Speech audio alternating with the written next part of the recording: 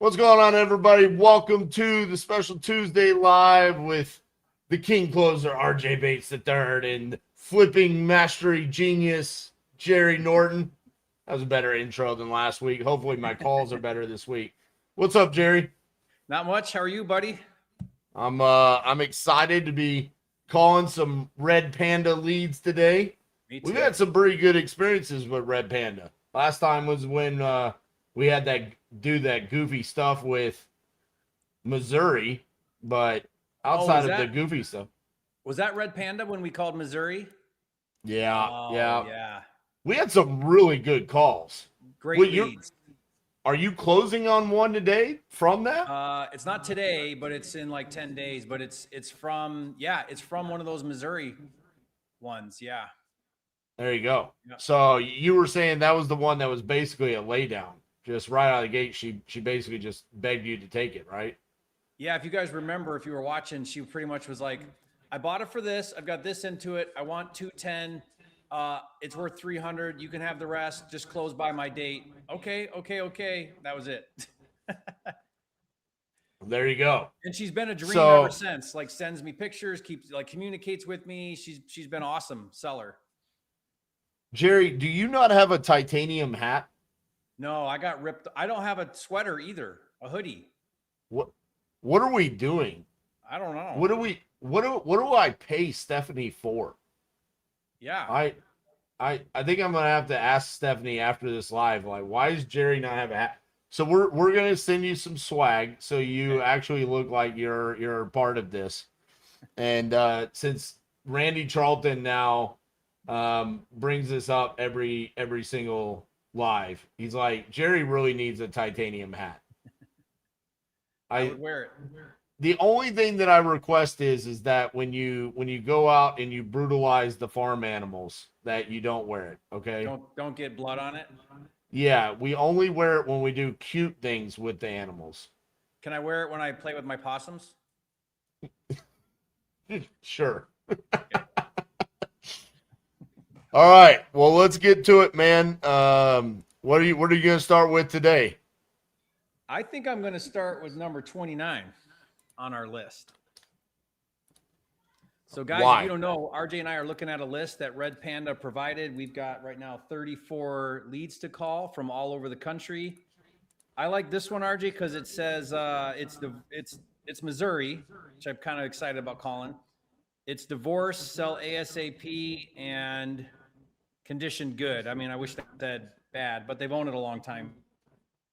No, listen, you can call all of the ones with good condition, okay? Yeah. There's only one tired landlord on here, and I'm saving that one for you. You're going to save that one for me, huh? Okay. It's in New York. I would call that one first, but it's in New York, and I don't want to start the show out bad if I can help it. All right, let's see if they answer.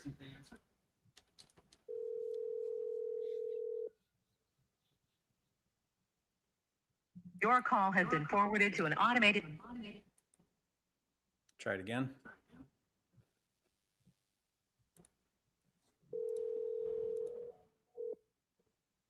Your call has been forwarded to an. All right.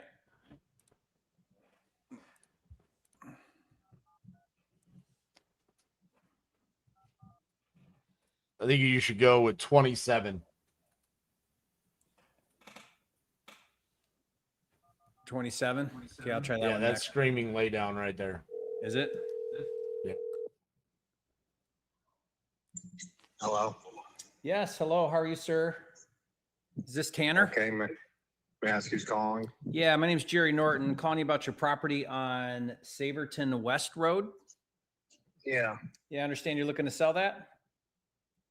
In the future, maybe, yeah. In the future?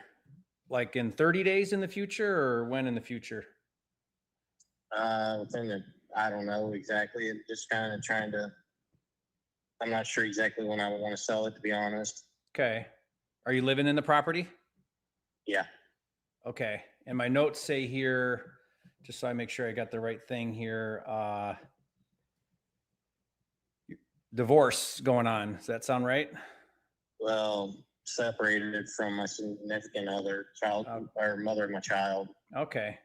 Are they on title too, or are you the only decision maker? I'm the only one on the title Okay. or deed.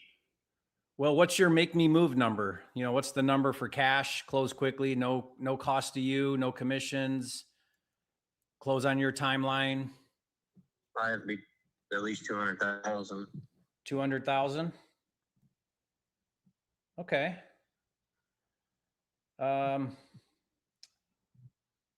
If we could, I don't know if I can do that. Let's talk about it a little bit more, but if you got that number, is this something you're ready to move forward with?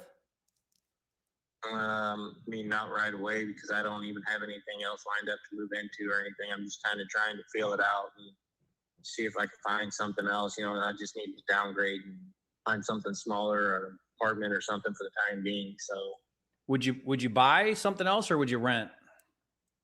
I'd probably rent for a while just to kind of You got, get my stuff back in order and go from there. yeah. Do you have equity? Like do you owe on this or would you walk with some cash? I owe a little bit of money on it, but I could probably get some. I mean, I'd have some equity out of it. Yeah. What would you walk with if you got 200? Probably 80,000, 75,000. Okay. Yeah. So you got some equity in it. That's good. And let me just make sure I'm looking at this right. This is 3 acres. Yeah. Okay. 1,560 square feet, 3-bedroom, 2-bath. Yep. Okay. Attached garage, but like no driveway. It's got a driveway, but I mean, I need gravel on it. Gotcha. And what's your, right close to the Mississippi River here? What's your, I'm just trying to get my bearings. What's your nearest major metro market here? I'm right next to Hannibal, Missouri. Oh, you're north Right. of St. Louis. Yeah, I'm north of St. Louis. How far a drive is that? About an hour? Give or take. Yeah. Okay. It's probably about an hour and a half. Tell me about your condition. You've been living there for a while, it looks like. 6 years. I mean, it's got your normal. I mean, I guess your normal. You know, need some TLC here and there. You know, some paint and stuff like that. Is the roof okay? It'll need a roof here soon. Yeah. Yeah, I was thinking that too. And, I mean, I guess siding, if you really wanted to go that far, siding could be touched up or some siding on. But other than that, I mean, it's a pretty sound structure. Gotcha. Yeah, so I take a real scientific approach to this, and I typically just like to be transparent with sellers, like what my numbers are and how I come to it. So typically what I like to do is I just try to figure out either what the current value is of the property, like it's as is value, if it's in fair condition. That's one way. Right. And then I'll base a percentage off of that, or I'll look and see if I can find like what the fixed up homes are selling for. We call that after repair value. That's usually like top of the market because they're all fixed up. And then as long as I can be into the deal for a certain percentage below that, that leaves me room for cost, commissions, closing, financing, and profit. You know, if it pencils, then I move forward and can do it. I don't think we're too far off, but I'm looking at a home that looks very similar to yours. It's a little bigger. It's 1,800 square feet on Saverton West. Pretty nice looking home. Just sold July 24th for $235. Brown one. Pardon? It's a brown one, brown colored home. Yeah, I think so. It's like a dark front. Yeah. It's just down the road from me. Yeah, it's not rehabbed, you know, like it's not all brand new, but it's, you know, it's okay. It's like if I bought that, I would probably do paint and carpet and some things, but that got $235. So I'm wondering if you're fairly comparable to that. And what's making me think that is Zillow's got your home valued at that same number, 236, or Redfin does. Same idea. So let's hypothetically say your like if you sold it today on the open market, you could get 235. Well, right. I don't think you'd even get that though, because you're 1560 square feet and that thing's 1800 square feet. Right. You know, so it got price per foot, it got 131 a foot. So if I take 131 times yours 1560, that puts you at 204.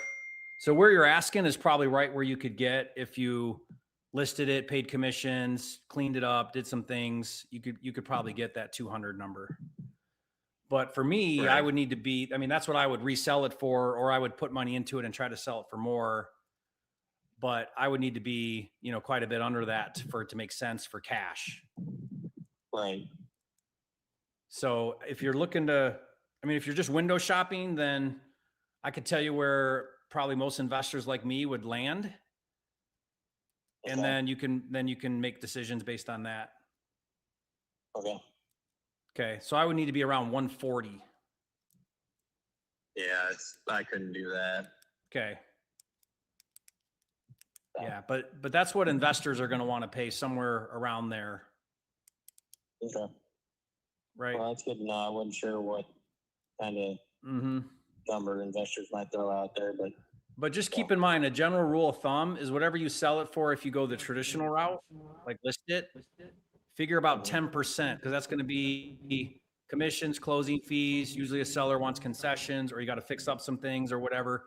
So if you just factor in 10% and you sell it for 200, you know, that's going to put you right at that, 180 range is what you would net. So the Right. question I would be asking is, do I want to go through all the brain damage to net 180, or do I want to sell it and be done, move out next week or whenever you want? No hassle, speed, convenience for 140. right. Well, I'll have to keep that in mind whenever the time comes. Okay. I'd love to be your guy when you're ready. Can you say my All number? right, I appreciate it. Yep, we'll do. Okay. Good luck to you, sir. Yep, thank you. Okay, bye. All right, Jerry. Jerry's I think appraisal that- services. Yeah, I think during that call we figured out the echo situation. Oh, I don't hear it now. Oh yeah, Good. I do, but very faint. Very faint. All right.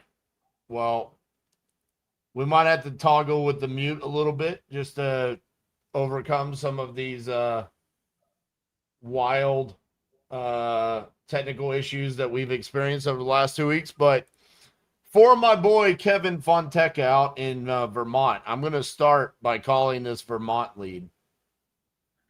Who's that? Because Kevin is a TU member. He's in the chat, and he was asking if we got any Vermont. We got a foreclosure in Springfield, Vermont. So Kevin, this closes for you.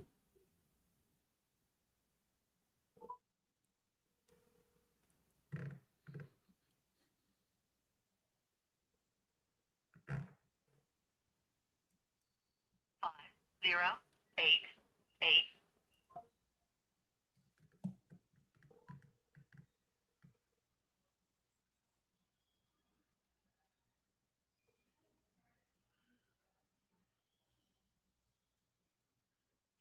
Zero, eight, eight, two, one.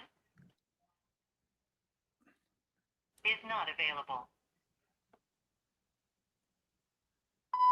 Hey, Chris, this is RJ Bates calling about your property there on Chester Road. Looks like you had filled out a form on my website saying that you needed to sell that property.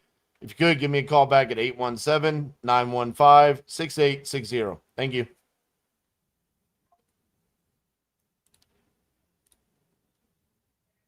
All right. I'm going to go with the one that I told you to call, and you ignored me. You decided to go after the divorce. 27. I'm going to go get this contract that you should have gotten. Hi. I'm a call assistant recording this call for the person you're trying to reach. Please say who you are and why you're calling. RJ Bates calling about Maple Lane.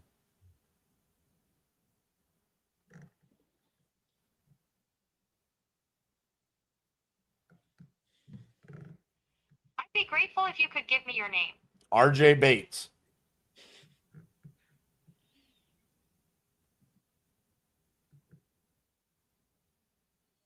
Thank you. Please hold while I connect you.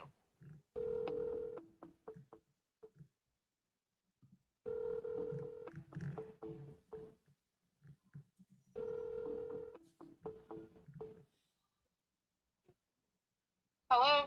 Hi, is Cheryl there? This is her. Hey, Cheryl, this is RJ Bates calling about your property there on Maple Lane. Looked like you had filled out a form on my website saying that you needed to sell that property. Is that correct? Possibly. Possibly. Possibly, depending on what we can get. All right. Well, how much you want to get for it? I don't know. It's a trailer that's been built onto on a double lot. Okay. So I don't know. I know what my taxes say it's worth, but I don't know what I'd get. Would like to move into like town where my kids are because it's in the middle of the country. Okay. What is the tax assessed value? So just the property without the house, I think it's telling me it's 18,000. Okay. And you do own the land though. Oh yes, I do. I own all of it. All right. Well, what's got you wanting to move into town? I have 2 kids, and there's nobody out here. It's that remote, huh?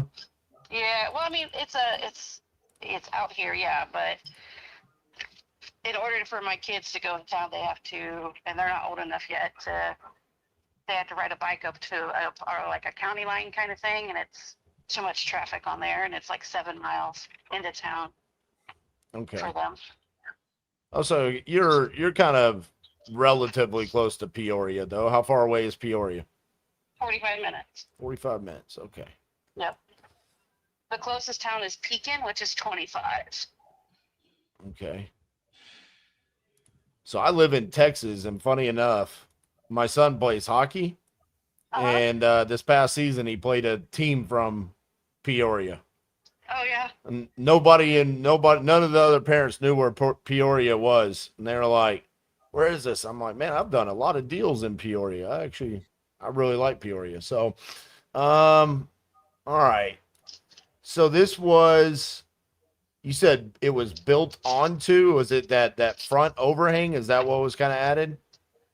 So like, yeah, the front overhang was a porch, and before we got it, they turned it into, it pretty much is a living room now for us. And then the back side has a room and a laundry room built onto it. I'm assuming you're looking at Google thing. Yeah, I'm looking at Google Street View. Yeah. Okay. So I know you said at the beginning, like, we kind of want to sell, but we got to figure out what we can get for it. But then, Right, so I got to look for something else too. So that's Right. my other thing. okay. But part of the situation is I mean, you're wanting to move because of the kiddos. Mhm. Yeah, and I'd probably move into town if we can find something into town. Which, like I said, if it wasn't for the busy road, the kids probably could ride their bikes into town. But everybody's in town, so it's easier. And that town is So- Manito? Manitou. Manitou. Okay. Hmm. Yeah. Manitou. I guess I'm from Texas for too long. That looks like Manitou. Yeah. Manito. just Everybody says Manitou. just automatically made it like Spanish. All right. Yeah. So what happens if, like, I guess what are the kind of the trigger moments for you saying, okay, we are interested in selling? As soon as I can find a different place that's going to work for us, then I'd be out of here.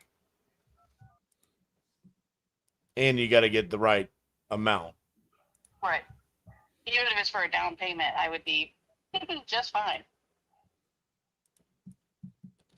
What is the condition of the property itself like? The property is good. It's a community well, so it's always got water. It's like $20 a week, a month. Sorry. The house itself does need a little bit of work, but not a ton. It's already had some work on to it when we first bought it. because we did a contract deed when we bought it. So a couple things need to be done. It does not have, it's got baseboard heaters in it. It does not have a furnace. People before us tore it out to make room. And then it does not have central air either. We have window units. The electrical box can be updated. It's fine where it's at, but if you want to add more stuff, it will have to be updated. Because I think that was our next step, is updating the box. Then, like I said, it's got paneling through part of the house. The other part's got some drywall. So Okay. it's not horrible, but it's not like gorgeous either. I see a recording date of when you bought it of March 9th, 2025. Is that just when you finished making the payments, or is that actually when you bought it? That's when I finished making. I bought it. It only took me a year to pay it off. Right. So that's when we officially had everything done. Has the property significantly improved since then? What do you mean? Like, have you made improvements since that? Like Outside of the property, no. On the outside of it, no. We're making improvements on the inside. Our next step was to, so like I said, we need to upgrade the electrical box just because of what we have in the house. We made a little here improvements with the floor here and there. They literally had 1x6s sitting on the floors for the floor. So we worked on that. The bathroom may have to be redone by the time we sell it, but that was mine. It's either going to be the electrical box or the bathroom that starts getting fixed within the next 2 weeks. Or redone, I should say, not fixed. Okay. The reason why I was asking is because if that was 15 months ago, or I guess more than that, 17 months ago, Yeah. I'm trying to figure out like how much the property could be worth now, and what would have driven the value up significantly from that price that you purchased it for. Right. Well, we actually, so how we got it, to be honest, was the lady that we bought it was buying it, well, talked to do contract deed for. We are actually going to pay her $25,000 total for the place, but it ended up being that she missed 2018 taxes. So somebody else owned the actual house, and we found that out by getting taken over the house and getting served with papers. And that's who we bought it from. Oh, so Yeah. you bought it from the person that essentially got it from a tax sale. Tax. Yes. So they got $5,500 from you for probably chump change. Yep. Probably. Well, look at them. They living the dream over there, picking up properties for $500, turn around. And they do. And that's, I mean, it was only one tax thing, so they probably didn't even do that, because we have usually 2 of them within the year sometimes, depending on what area you're in. Right. So, but I mean, it is what it is. I didn't need to pay 25. I ended up paying 55. I couldn't ask for anything else. So I just know what I was told when I went and paid the taxes recently, what the property was worth. So to just kind of make sure I'm understanding and checking all the boxes, your ideal scenario is kind of to close on your timeline with when you find a property for you guys to move to. Yep. And you want enough money for a down payment on that new property. Yep. Do you have any idea of what that dollar amount would be? It's usually, with my credit, it's 10%. So it just depends on what it is. And I got to find the time to do it, to be honest. I work 75 hours a week right now. So my district manager, that I work 4 hours from here. So I work in Indiana most of the time right now. So it's just a matter of finding something, which we've been looking at a couple places in town, and then coming up with a down payment once we figure out what it is and talking to the bank. And you're going to Manitou, right? Mm-hmm. So just looking on Zillow, we got a $31,000 property, a $75,000 property, and a $154,000 property that's available. Yeah, I need at least to find something that has a 3-bedroom in it, so possibly 4. So 75,000 is just a shed. yeah, I don't need it. That's a little too small. So it's just a matter of finding something. See what this 31,000 is. It's land. Yep. Oh yeah. I know here where I'm at, I know somebody was trying the property right behind me that we were looking at buying, because there's a property right behind my house that used to be the same thing. And just the property alone, he wanted 27,000 for just the property, and it's a single lot. Right. So, So like it, this property is a 3-bed, 2-bath, 1,800 square feet, 154. where's that at? You're looking Um, on Zillow, so I'm asking. yeah, it's in Manitou. Yeah. It's on East Glendale. Yep, I know where it's at. It's pretty Oh, cute. It's not overly rehab, so on something like that, you would need somewhere in the $16,000 range. Yep. In your situation, you were buying it from that investor for 25,000, and you bought it in 2024. I finished paying it in 2025. Yeah, we Right. paid it. Took a year to pay it. Yeah. This would be a pretty unique situation. I mean, why not just list it on the market with a realtor and see what you could get there? What's Because most realtors will not take mobile homes. Not around here. okay? That's why.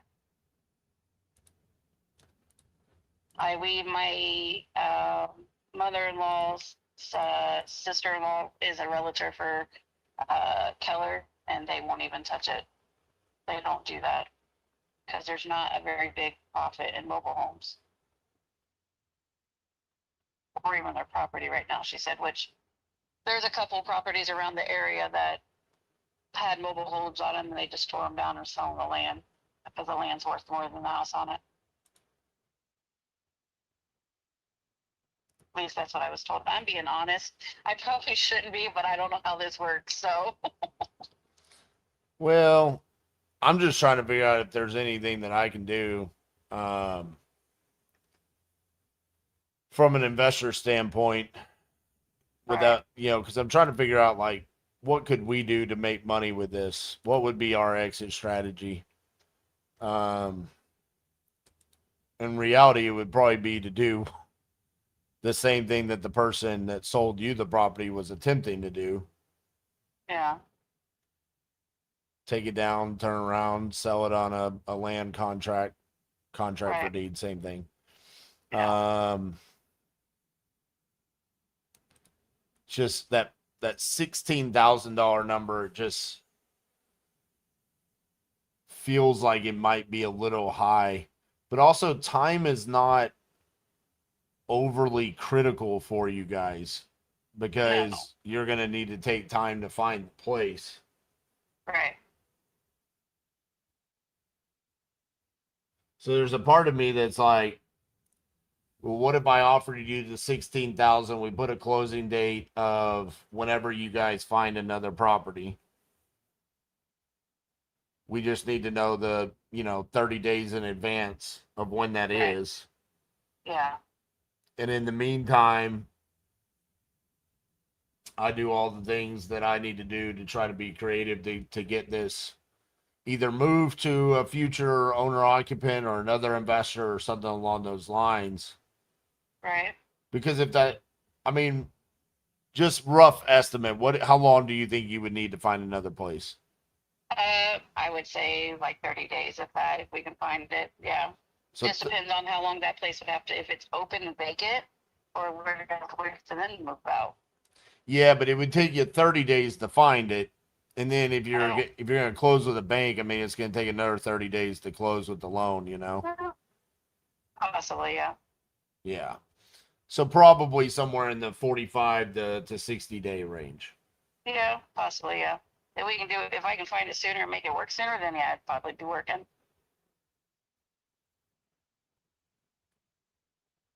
Okay.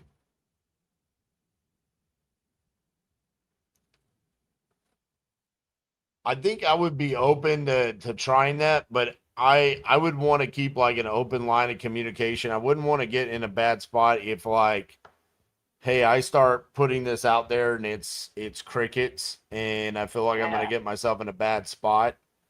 Right. I kind of want to tell you and then not get you in a bad spot either with finding a place and then Right. me being like, I can't do anything with this. There's no action at all because that's the only concern about the location. But we can pull from some of these areas, and with the price point and also offering terms on it, it could be beneficial for the right person. So I think if Yeah, I mean, it looks small, I guess you could say from the outside, but it's actually not. So, I mean, they have one small bedroom, and that's it, and that's towards the front. So it just depends. okay. So what about this? What if I send you over an agreement for the 16,000 and we put the closing date on there for when you guys find a new property, Okay. but over the next 10 to 14 days, we just give you kind of daily updates on the feedback that we're receiving, Mm-hmm. what that's looking like, and then if it's like, okay, we're gonna be able to proceed with this, then that kind of gives you the green light, like go do what you need to do, find the place, get the loan, talk to the bank, do all that stuff, Mm-hmm. and then we can get it closed when you guys are ready. Okay. Well, I was just getting information. My husband will be home in about 2 hours and I'll run everything by him. Okay. But I think it may be okay. He's just working out in the field, so I can't get a hold of him right now. Okay. Let me verify something real quick. Is your email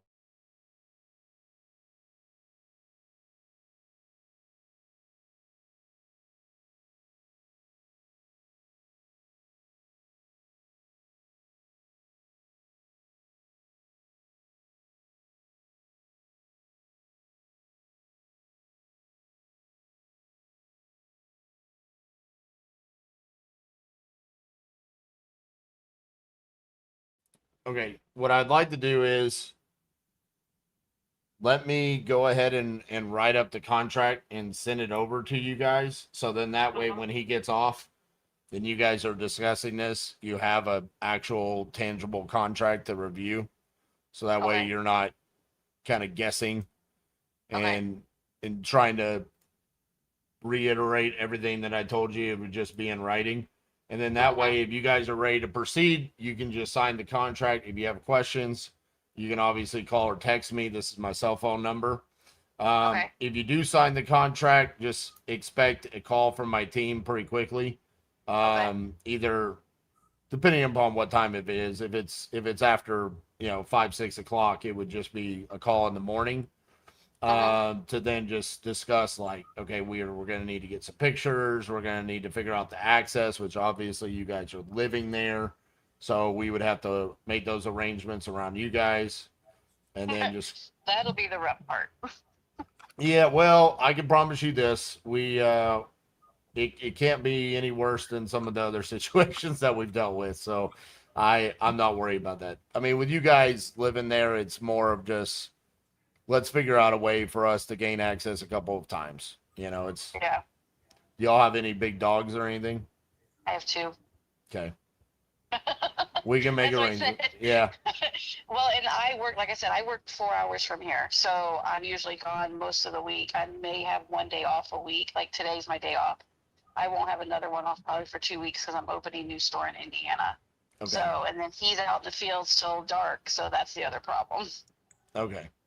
Well, we'll figure it out one way or another. Like we said, time is not of the essence. So we'll just figure it out whenever we can, based around your schedule and kind of that feedback that we get from our efforts there. Okay. Okay, thank you. All right, Cheryl. I'll get that sent over to you. Thank you. Bye. Bye bye.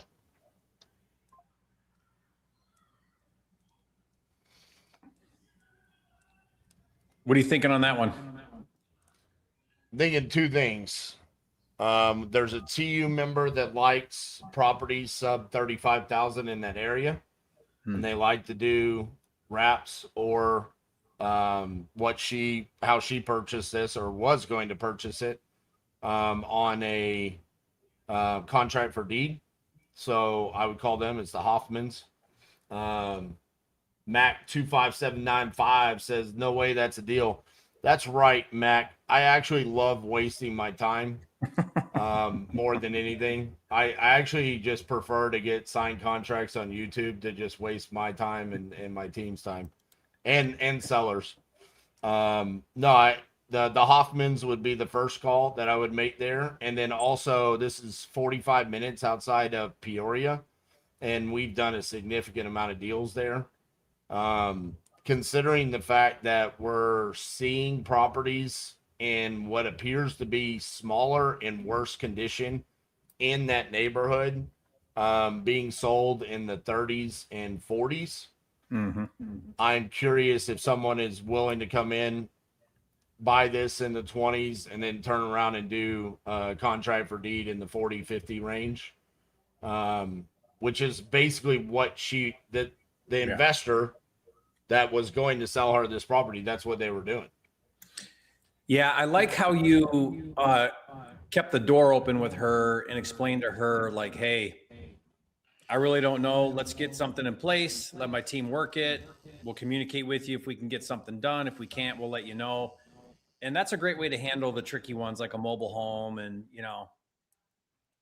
So the weird thing about this is it's a mobile home that's been built on. So it actually has it's like 50% house, 50% mobile home. Well, is it attached to the foundation? Yeah. So that's real estate now.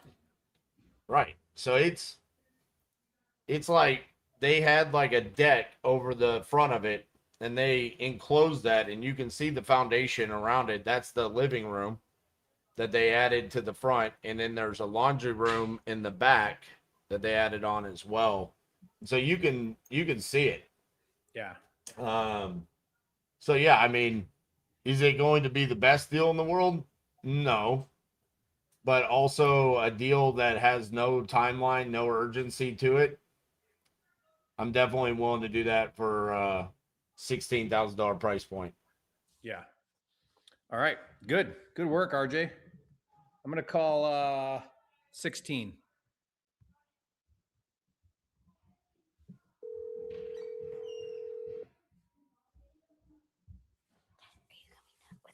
No, I can't. I'm sorry. Please. I wish I could, but Hello, yes. Hi. Is this Michael. yeah, can you hear me? Michael. Hi, Michael. My name's Jerry. Yes, that's me. Yeah, nice to Evening. meet you. I'm calling you about your property Yeah. on Modoc Modoc. Road. Yeah. Yep. You're- Yeah, I Yeah. understand you're looking to sell that. I am. Yeah. With it, I'm shopping around right now. I'm just kind of trying to get options for, the property value, and I have things on the table for within the next couple months to kind of transition out of this place. Okay. It's an inheritance. It's a lot. It's just a lot for me. I had tenants here. 6-bedroom, and there's another unit up above. So it's 4 downstairs. Well, you could say it could be 2 upstairs, but it's like let's say a bachelor upstairs, bachelor apartment upstairs. Yeah, it looks like And some they're- additions. Is that are these additions? they're- Yeah. Yes, they're added from the previous owners. So let's say maybe 10, 15 years ago, roughly. So it's a whole nother water heater, a whole nother, there's hookups and all that kind of stuff. So it's like it's a separate unit, but it's all attached to the same house, and it's on 5 acres. So you know, a lot of people with animals that could, you know, and have this property and whatever, you know. Yeah, your 5 acres, right? Yeah. Now, yeah. now it and it's says, all parcels up. is the original house a manufactured home? No, yes. Okay. And the other one isn't. The other part that they added is not. That the 2-story section is the, Yeah, yeah. it's not. So Yeah. I'm assuming they put that on like a foundation, the manufactured home. It's like Yeah, on a permanent foundation, right? Yes. Oh, totally. Okay. Okay. Yep. All right. It's Well, all, what you know, I'm digging into this. What are you hoping to get for this? Dude, I don't know. I have a meeting tomorrow at 10 a.m. And I was thinking like north of 500. Okay. Yeah, so that's kind of where I'm at this point. I want to kind of keep it balanced here. And who are you meeting to talk about that? There's an auction. I farmed with him a couple of years ago, and he lives over the hill from me. So it's local kind of guy. Investor or? Well, no, he'll take a percentage out of it, out of the you know, the work, but it's yeah. So I don't know yet. Okay. He was saying 670, and I don't know if that's viable. Well, I mean, it's an odd floor plan with like all the additions and everything. You know what I mean? Right. So it's a little unique. Yeah, but I'm saying north of 5 because I'm trying to be fair. You know, anything. But and across the road here is a BLM, Bureau of Land Management, kind of sanctuary, so they can't build. And there's a great That's view of the nice. mountains. Yeah, it's reassuring to say the least. And it's really safe out here. And then there's there's wide views, and there's a view of the mountain, and Yeah, I see that. it's right by the river. Yeah, so there's a lot of that kind of thing going on too. Is So I don't know if everybody there's on like amenity. land out there, like 5 acres? Is that normal? Yeah. So the neighbors, on either side have around that. Yeah, so it's not like there's a lot of buffer between the properties and everything like that, Yeah. which is Okay. good. You know, and I might regret that in the future. But and there's an RV hookup on the side area with everything, all the you know, for power and septic and everything like that. And you know, there's a lot of options available. You know, it's very flexible, like this whole, you know. What's your total square footage, would you say? Oh, for the house, I don't know. I can't tell you off the top of my They're head. calling it 2,000. Does that sound right? Maybe. I could. I mean, I could agree. Maybe for just downstairs, if it's not, you know, updated from when they did the renovation upstairs. Like they remade they made it upstairs. This is the only 2-story house on the street. For that way. Yeah, you're gonna want to get some clarity on that because that'll matter for a buyer like me. Okay, yeah, I'm going for the blueprints. I'll check it out. I'll get that info. And are you with let me see. Because it feels a you little with- bigger to me than 2,000. Yeah, it is. Yeah, it is. It's ridiculous. feels a little It's bigger. just me and my fiance now. And I got everyone else in the house.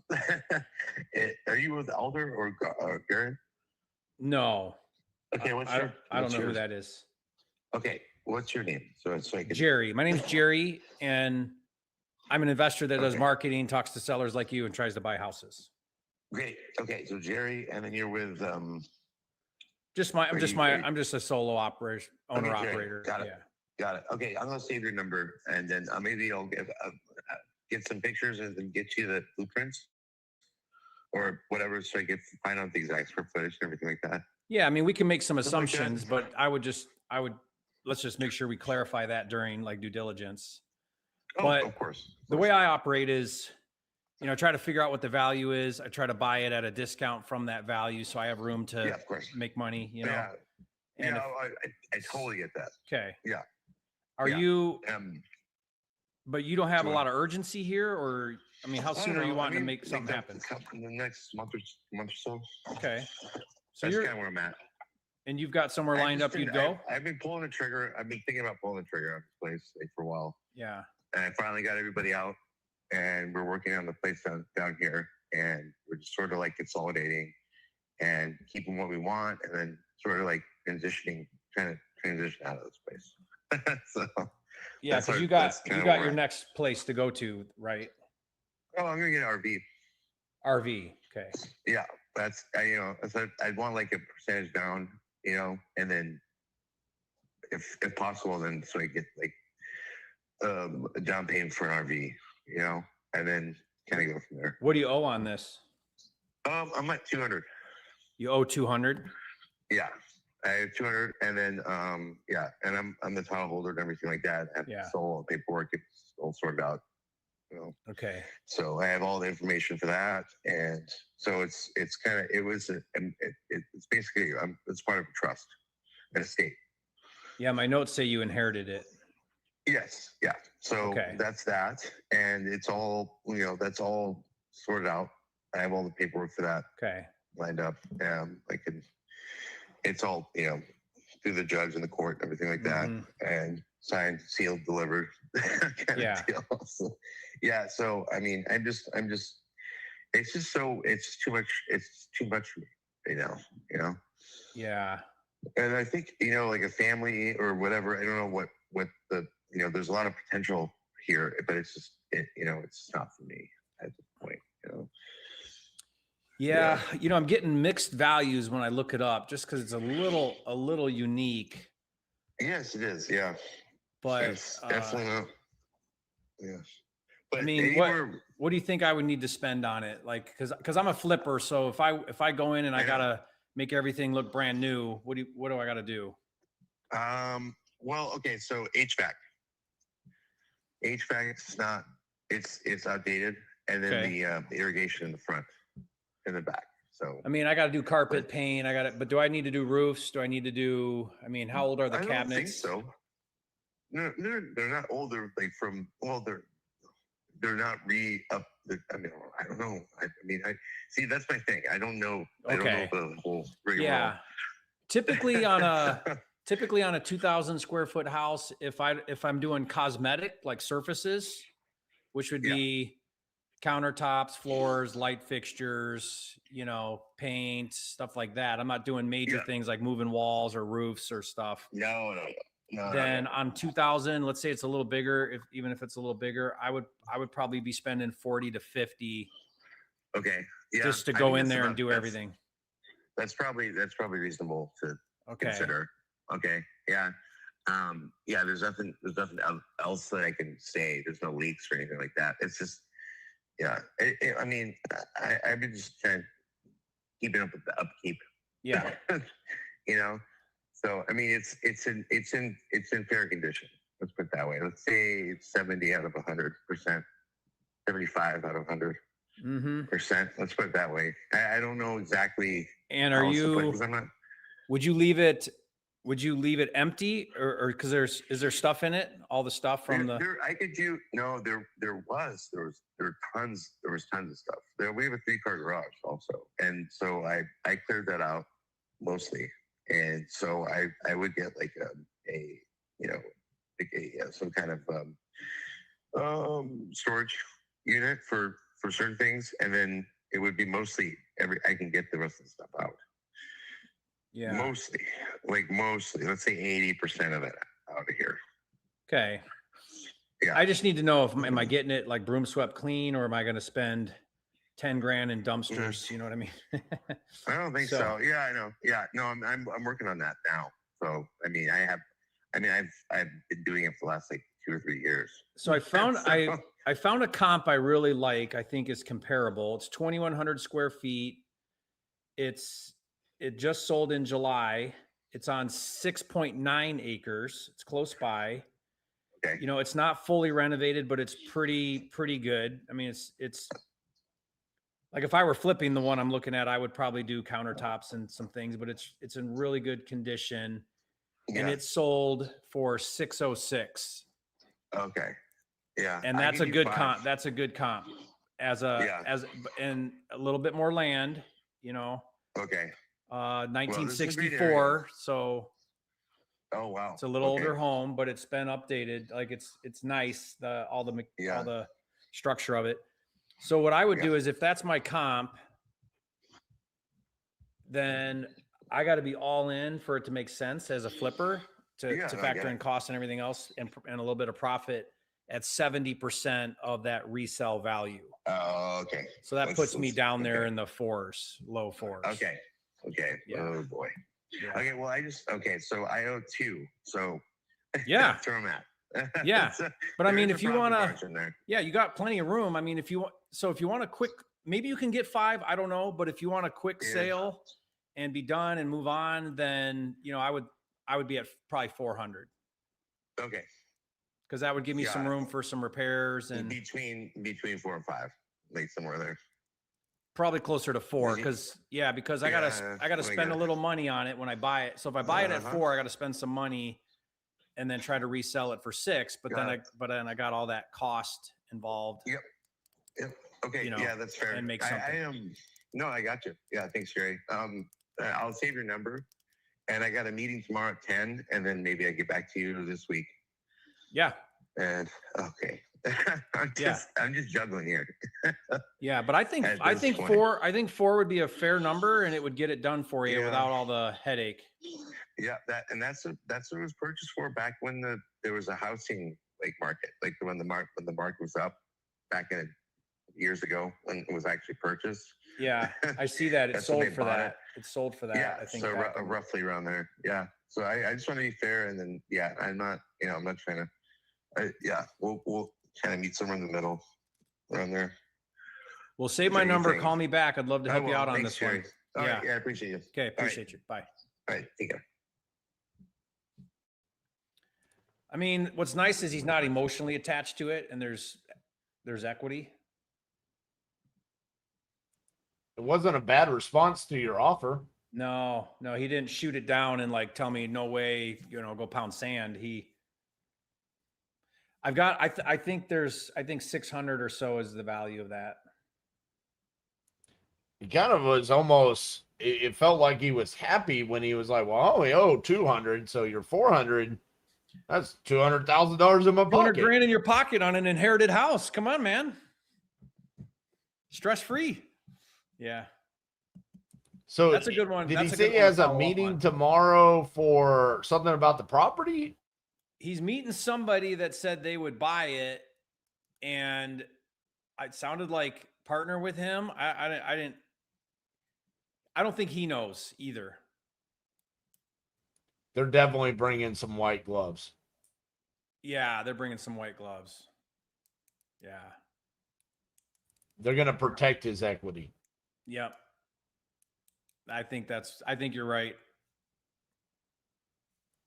All right. Well, I'm 1 for 1 on Illinois, so let's go back to Illinois. I like it. Guys, we use pure logic when we do these calls. Exactly. There's no superstition going on here at all. Like last week, what market should I be in? Female sellers. Female sellers was where it was at last week.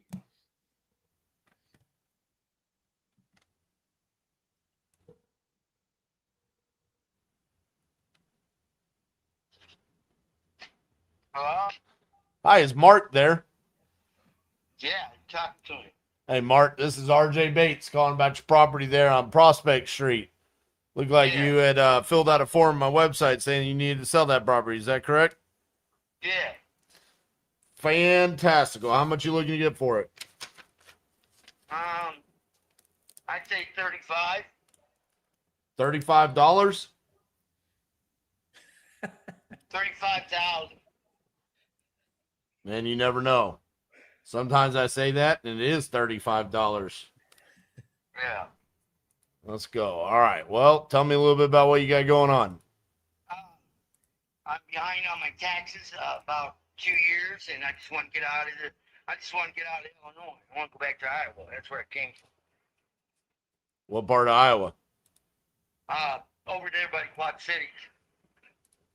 Quad Cities. Yeah, I'm missing a leg, and bought this property just yeah. So you know what I'm saying. So I brought this property here, and everything's too high over here in Illinois for me. I don't make that much money a month anyway. All right. Well, let's see here. What caused you to fall behind on the taxes? About 2 years. Yeah. What I what got- caused it? Just didn't make enough money, or Everything's high over here. yeah. Quarter acre lot too, so it's even more than what most people pay. You know. I see that. Yeah. 35,000. Where did that number come from? I paid $69 for it, and I bought it about 8 years ago. I know. Where did 35? Why'd you come up with 35,000? Because I want out of there. I want out of there. You don't get it, man. You want to get the hell out of there. All right. Fuck right. I want to fucking shoot over to the Iowa side. That's where all my friends are. That's where my mom is. Bumfuck Egypt. Out in, out in the sand dunes out over here in Cambridge. You know, it's one of them places where if you weren't born and raised here, you're an outsider. You know what I'm saying? Okay. That's what it is. So the 35,000 though, that would be enough to cover the back taxes and get you some money, right? Right. Okay. I think it's something like, I think it'd be like $4 grand for the taxes. It was like $2,200 each year. Okay. Well, talk to me a little bit about the property itself. I want to. I got a new roof on this house. I got a fenced-in backyard. Needs a little work on the fencing, but it goes around. It's like 150 by 100 in the back there. Got wooden floors in here. Just needs an update. You know what I'm saying? just like cosmetic updates. Yeah, just cosmetic updates. Okay. And I just want to make sure I'm looking at the right one. It's the 2-story building with the shutters. It's yellow. Yeah, it's yellow. Yellowish. Yellowish. Yeah. Okay. 404 North Prospect. Yeah, that's it. And it's got the like maroon shutters. Yeah, yeah. That's a cute little house. Yeah, it's got a tiered deck in the back there. Man. I just want to get out of here. You don't understand. Illinois ain't where it ain't for me. Everything's high over here. All my people, all my friends, and everybody live over in Iowa. How fast do you want to get out? Probably within 30 days or less. Perfect. Taking much. I bought new stove, new refrigerator, there's a washer and dryer back there and stuff. You know what I'm saying? So I ain't gonna take much with me. Are you gonna be leaving a lot? Probably. I'll probably be leaving a lot of stuff. Yeah. Like, how many dumpsters worth of stuff are we talking about? Probably one. One? One. Yeah, because the furniture, there's a built-in thing in the back here, like a, I don't know how you would say that. Yeah, but you're taking like clothes and furniture and all that stuff, right? Right, I'm taking my clothes and leaving, yeah, there ain't that much furniture in here. Okay. You know? Because sometimes people say, "Hey, I'm gonna leave some stuff behind," and they got a lot of stuff. Right. No, yeah, I'm just gonna take me and my dogs. I got 3 dogs. There's hardwood floors down there, yeah. Hardwood floors in the house. There's a mudroom. There's a basement. There's a detached garage. Let's see what else. That's about it. I mean, it's like 3 bedrooms and a half a bath upstairs. Well, say I come in and I pay the closing costs, no realtor commissions, anything like that. The only thing that you would have to pay is the back taxes. Right. What do you think is the best number you could do for me? 35. Bought it for 69. You ain't gonna get any cheaper up here. I'd probably be the cheapest house you buy up here. Well, you knew what you wanted. Let's do it. I like it. All right. Let me see here. I've got your email. Right. I got all the paperwork right here in the house. All I have to do is sign it over to you, or we make contact or whatever. I'll pay the taxes. Good So deal. the way it works is I'm going to send you the contract. You're going to sign the contract. I'll email it to you. And then I'm going to open up title with a closing attorney. They'll figure out how much is owed on those back taxes. Make sure there's no other liens or anything. And then at closing, I'll tell you that right. And then at closing, when we pay for the house, it'll pay the taxes, and then they'll just cut you a check for the difference. right now. All right. So you don't even have to. You don't even technically have to pay for them. It's going to come out of the proceeds. Right. But you're getting a good deal. I mean, you could turn this. You probably turn this into like $100,000 house with maybe 20 grand on top of what you paid for. That's the goal. Yeah, I know. My brother flips houses, dude. There you go. Where does he flip houses? Down here in Missouri. No way. What part of Missouri? Upper part. Is he ever looking for deals? Sometimes. I haven't talked to him in about a year or so I couldn't really say. I haven't talked to him in a year, but I know he's down there flipping houses. I Last got you. time I talked to him. You should He's let. been down here ever since, so he must be doing good. Yeah. All right. So I'm gonna put I'm leaving a. a good stove. I'm leaving a good dishwasher. I'm leaving a good refrigerator, and I'm leaving a good washer and dryer. I love it. I appreciate it. So I'm gonna put When a I closing. bought this house, that's what I bought. Yeah. That was like 7-8 years ago. So Okay. I'm gonna put a closing date of September 4th. Does that work? yeah, it works. I can get out of here in less than a week, dude. Yeah. So it's on or before that date. So if we can close earlier, we will. Okay. All right, yeah, I'll let you. Yeah, it ain't gonna take me long to get out of here. I got you. Do you want me to write up this contract now and send it over to you? Yeah. We're doing this. Let's do it. Now, like I said, this is the biggest lot here. It's like on 3/4 of an acre. I see that. Now, All right. so Let me. yeah, I think you're getting a good deal because if my house was up to date, it would be like $120,000 home. You want me to send you pictures when it's all over with? You want me to send you pictures when it's all fixed up? See, make some money, man. Man, you're like the best seller I'm going to talk to all day. You know that? Why is that? Because I'm honest. Well, yeah, you're honest and you're just a cool guy. I pull no punches on you, dude. I want to get the fuck out of Illinois. I hate Illinois. What do you hate about it so much? Because I've been up there and I actually liked it. Well, it's taxes, really, and it's like it's I want to say, I call it like deliverance, because everybody's kind of like buddy with each other, and if you ain't from here, you're kind of, But I'm disabled, so everybody, they try to help me out and stuff, but I don't want their help. You know what I'm saying? I just want to be on my own. You know what I'm saying? I like to do stuff on my own. I don't need no help. Right. I missed my leg. That was from a work accident. I used to pour concrete. I could still do most of the shit that they said I couldn't do.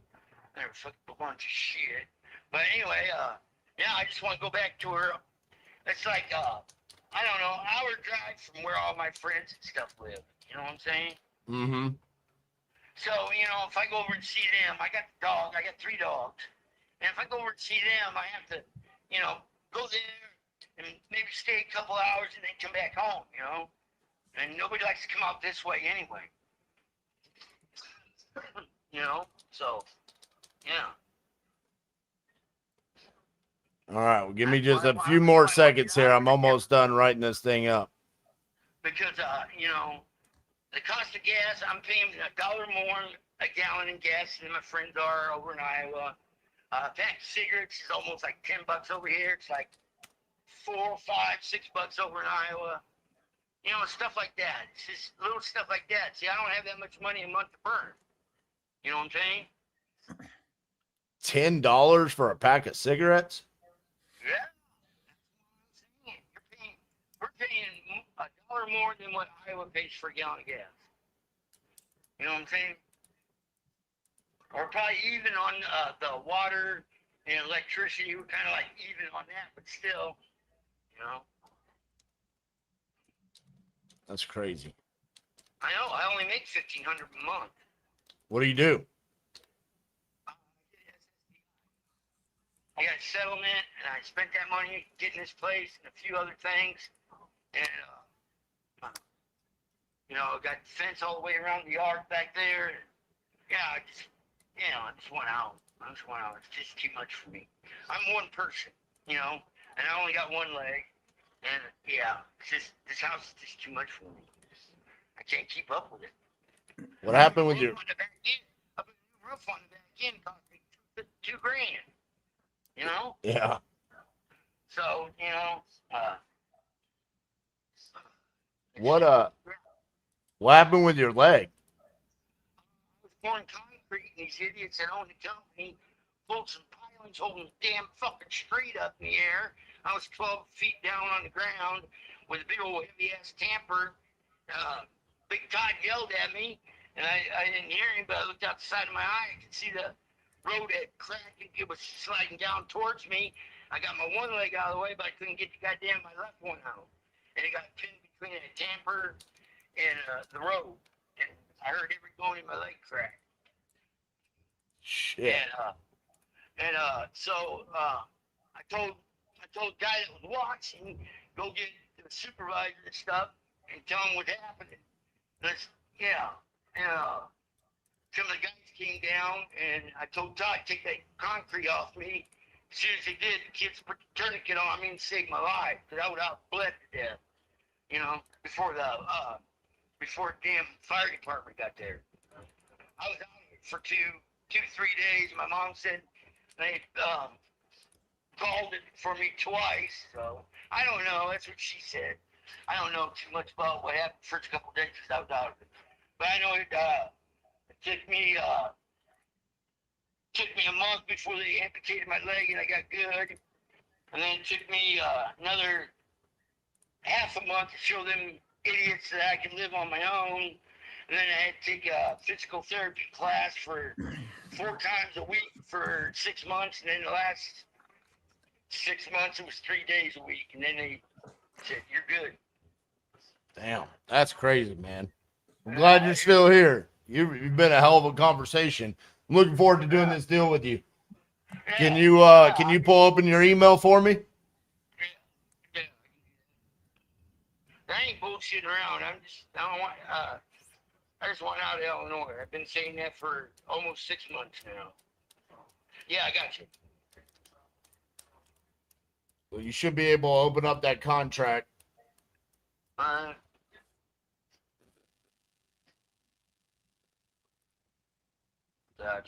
Gotcha.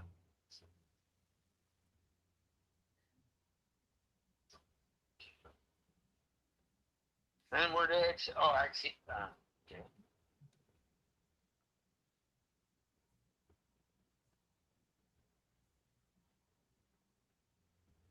Click the sign. That's where, right? Yes, sir. Click the sign. Okay. Oh.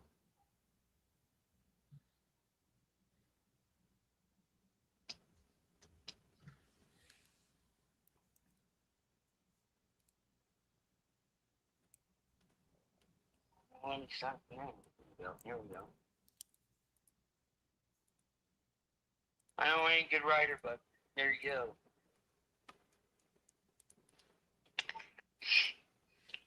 Make sure you hit the finish button. Okay. Or does it say continue? Yeah. Alright. I gotcha. Yep, I agree. There you go. There you go. Waiting.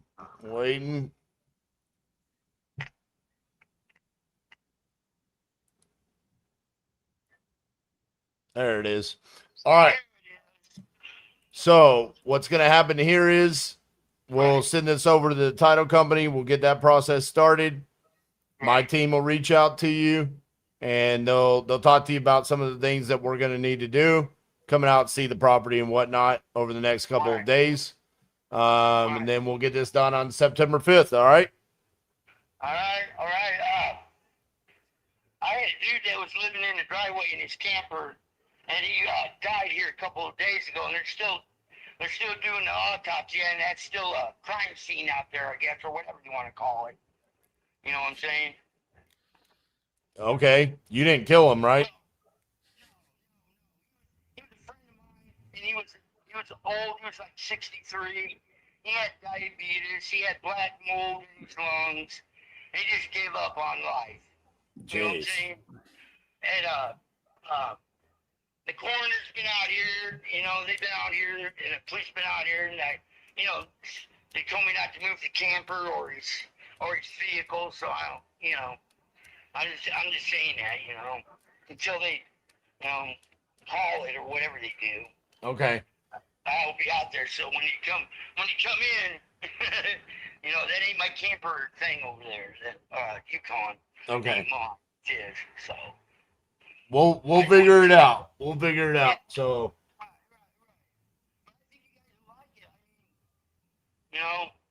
I'll leave lawnmower too. I got a John Deere lawnmower. I'll leave Ryder. Can have that too. Okay. Well, we'll see if we want the John Deere. We'll see. Sometimes we'll see. Well, everybody around here runs on a John Deere anyway.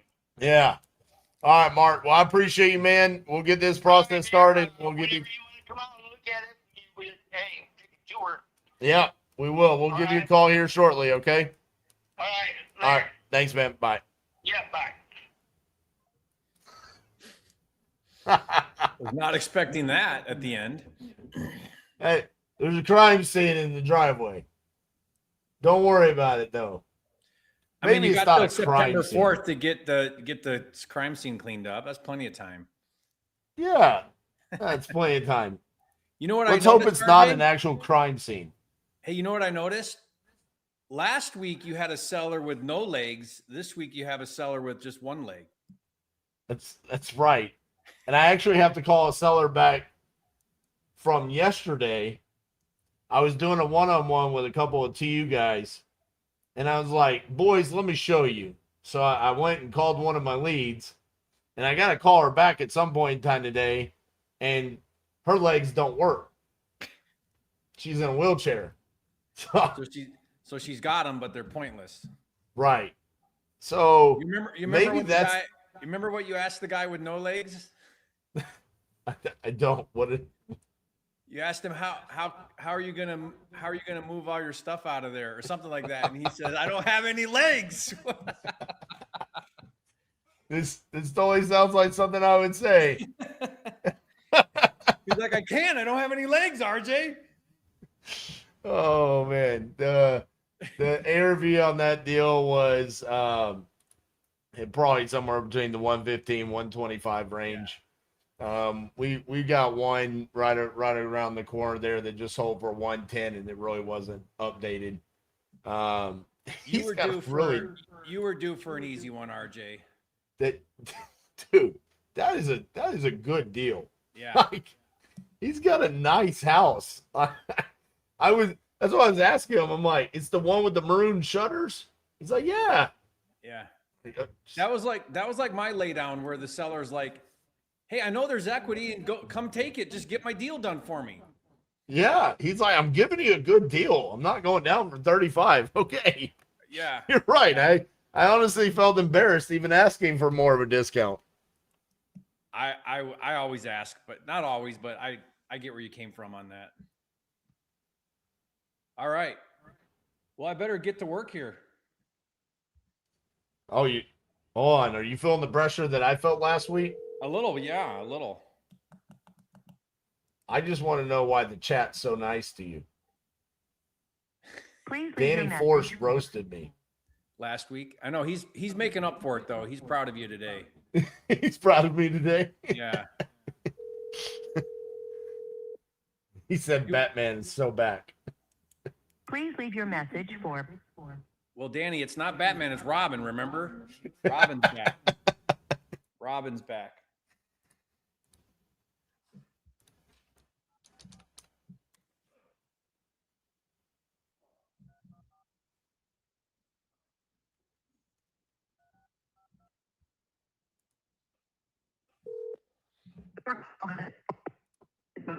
Voice messaging system isn't available. At the tone, please record your message. That was the voicemail, I think. Your call has been forwarded to an automated voice messaging system. That one was 31, RJ. 31. Yeah. RJ, I'm just curious, which one would you call next if it was your turn right now? Are you gonna steal Yeah. 33? Because it would be Yeah. 33. Yeah.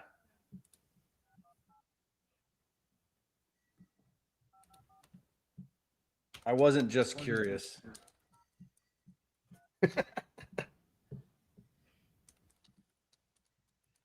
Is it because it's Illinois and you're doing good there? Yeah. And 2 for 2 there so far.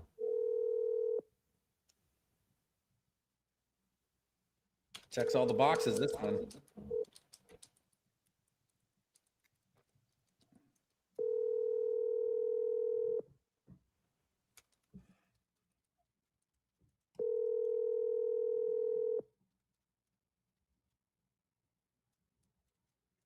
Hi there, it's Mary. Sorry I missed your call. Give me your number and I'll call you. Oh, she sounds really sweet.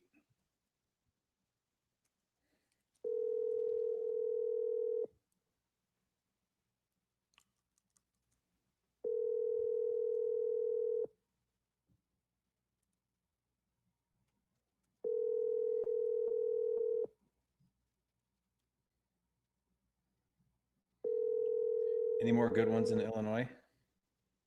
I don't know. I'm 4? not gonna look for you though. 4. You're not. Hi there, it's Not- Mary. Sorry I missed.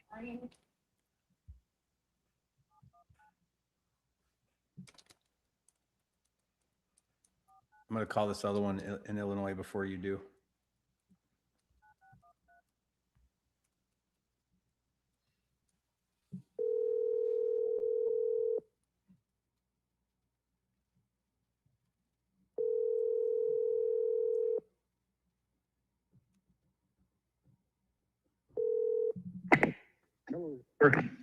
Yes, hello, Kirk. This is Jerry Norton calling you about your property on 8th Street. Yes, Yeah, I think you filled out a form on my website about selling that property. Is that right?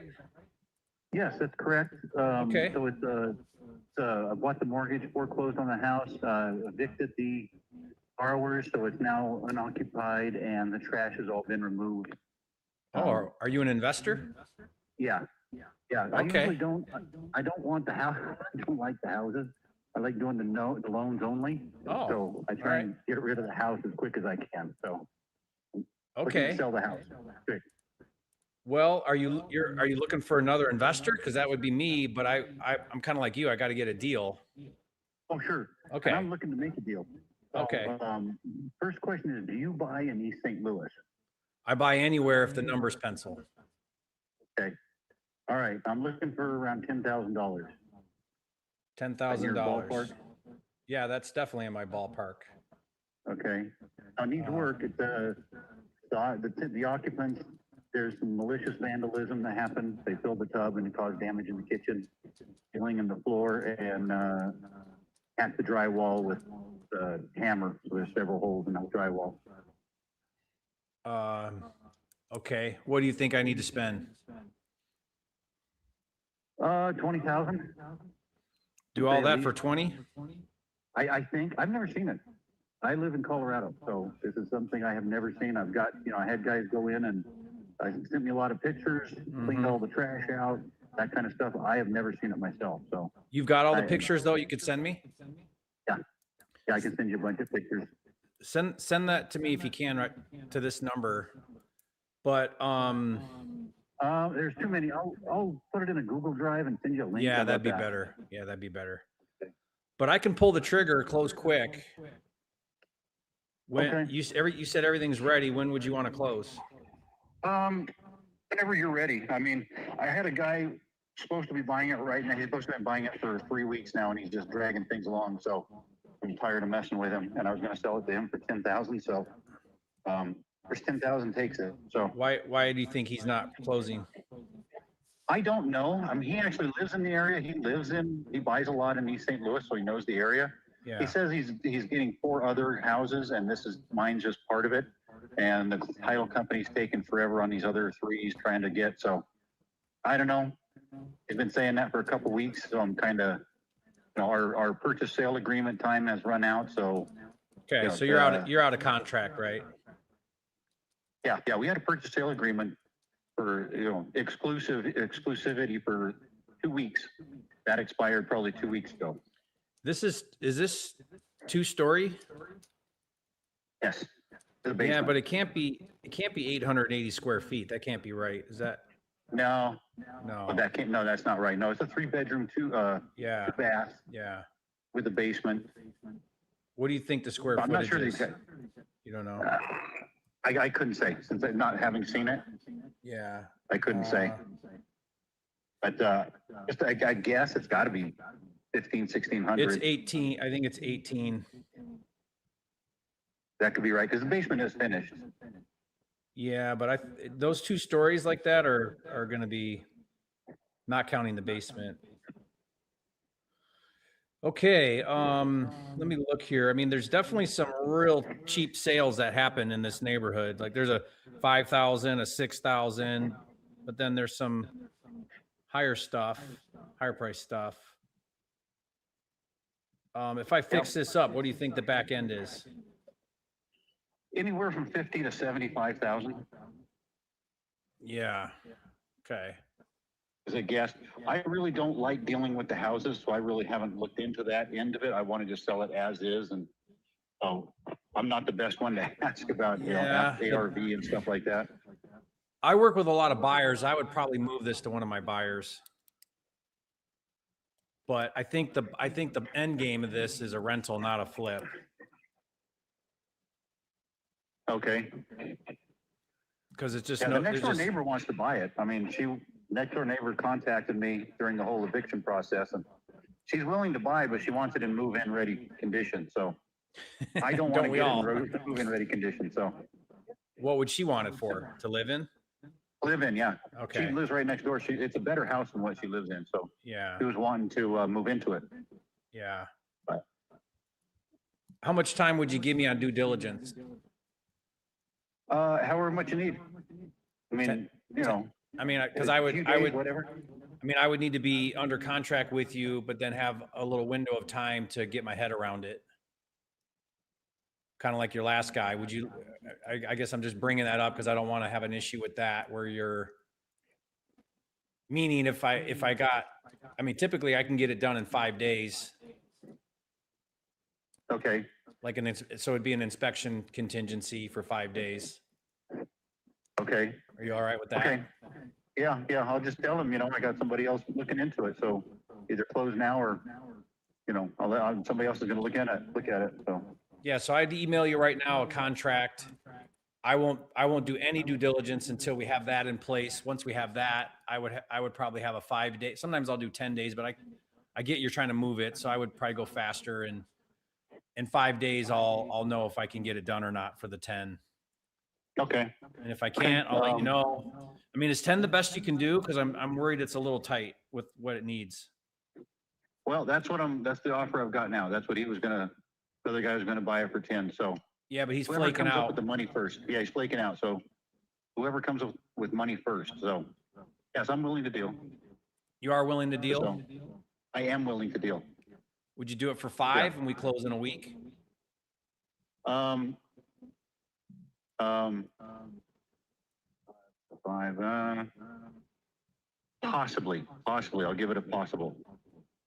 I'm wanting to get out of it. I've been messing with this for a long time and I'm wanting to get out of it. So I might be possible. Let me see if this guy's serious or not, but yeah. Email me that contract. I'll send you the link to the pictures. Okay. And you want If to take I- a look at it. When will you be able to give me an answer? Because I don't want to send an open-ended contract.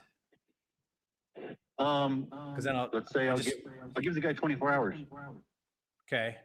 So if I I'll tell him I put, need 24 hours. so I'll put my offers good till this time tomorrow.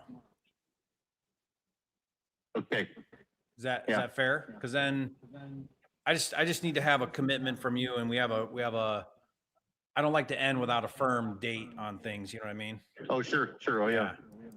Yep. Yeah. That's why I put a date on the contract with him. So Yeah. yeah, that's great.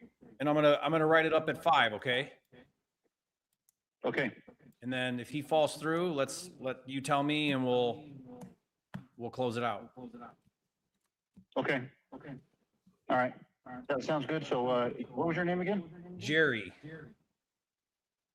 What's your company? 'Cause I don't- Jerry Norton. I'm just a solo operator, guy that works from home and buys and sells houses. Okay. Yeah. Jerry Norton.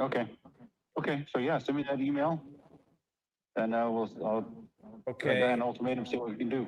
Okay. Let me just confirm. Email is.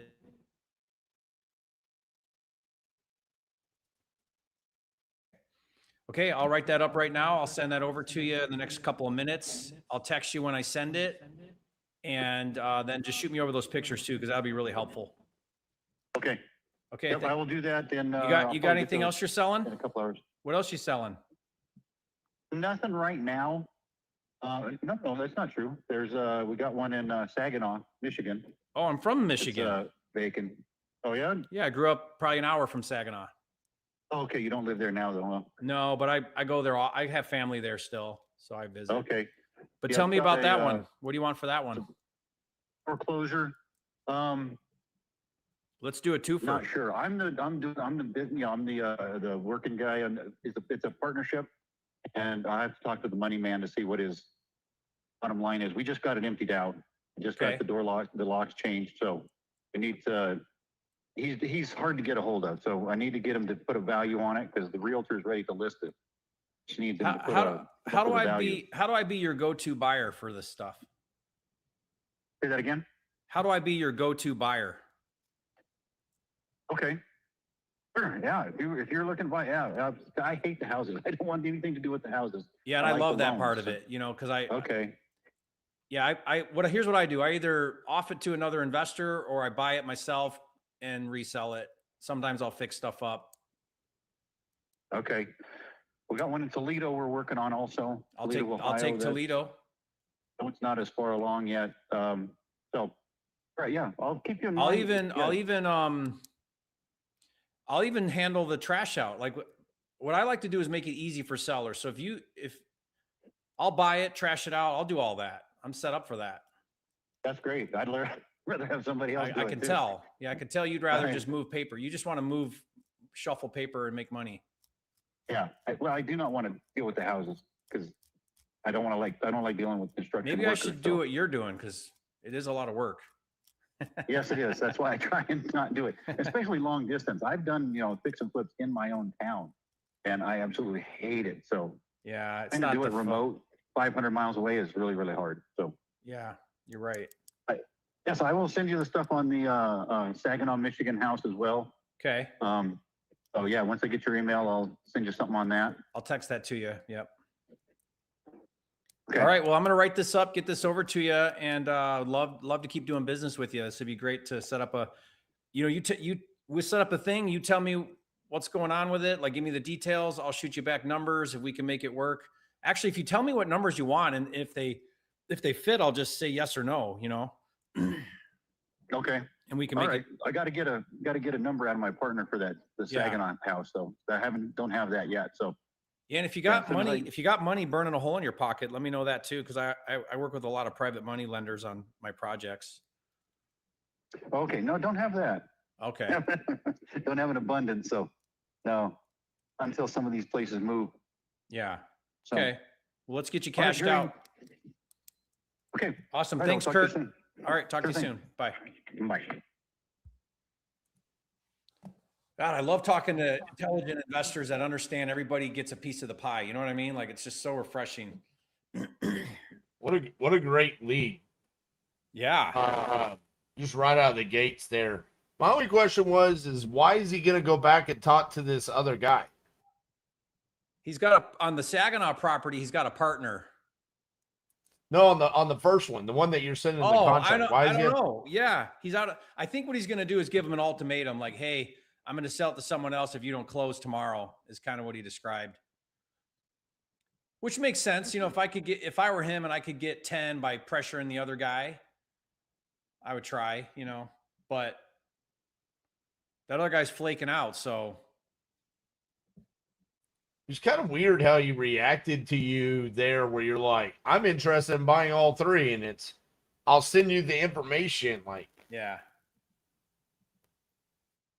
Yeah. it That's almost felt like he was a. Have you seen guys like this? It's an interesting business model. They buy non-performing notes, right? So it's like a seller finance deal or whatever, and those guys like sell them for pennies on the dollar, and then he buys it. That goes through the whole foreclosure. So imagine that, you know, you own the thing for a year or however long that takes. Then he's trashing them out. Then he's trying to resell them. But he probably bought that thing for $100 or something. You know what I mean?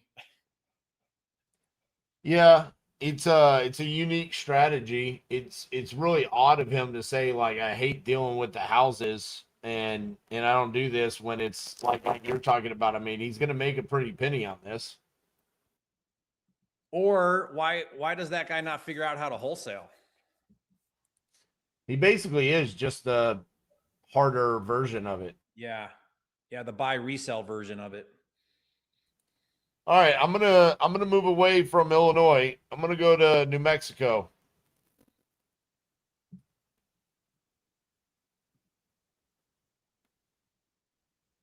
My team loves New Mexico. This would make Sam's day if we could get a New Mexico deal. Why? Just had good luck there.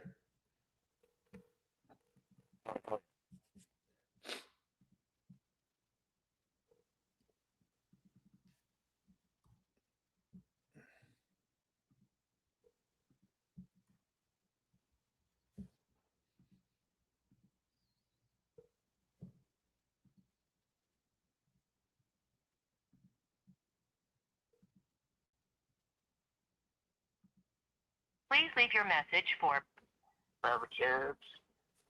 Sorry, mailbox is full. To send an SMS notification, press.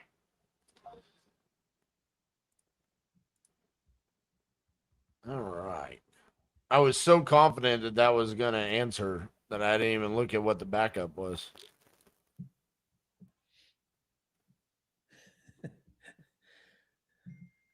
No plan B. All right.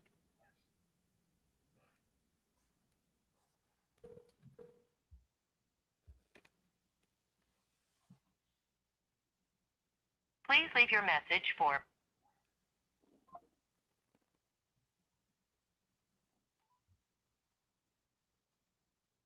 Please leave your message for. Oh, Wanda sounded like the perfect seller for me to talk to.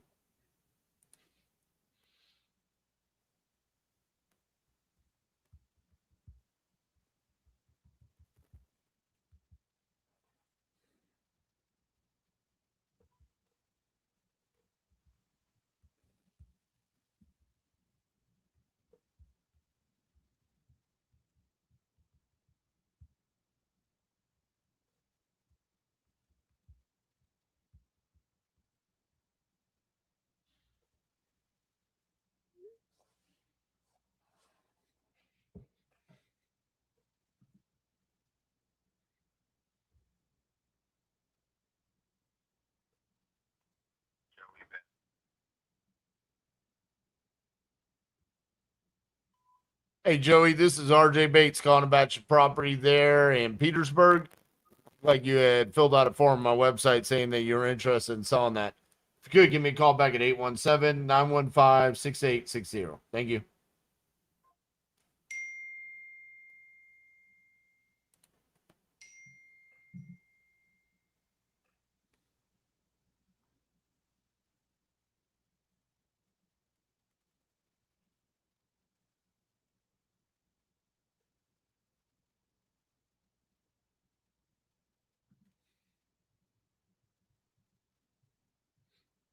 I'm surprised you're not calling number 3.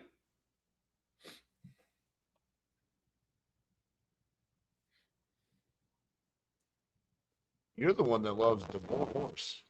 I know, but you're the one that connects really well with rednecks. Like you know how to speak their language or something. Please leave your message for That's it.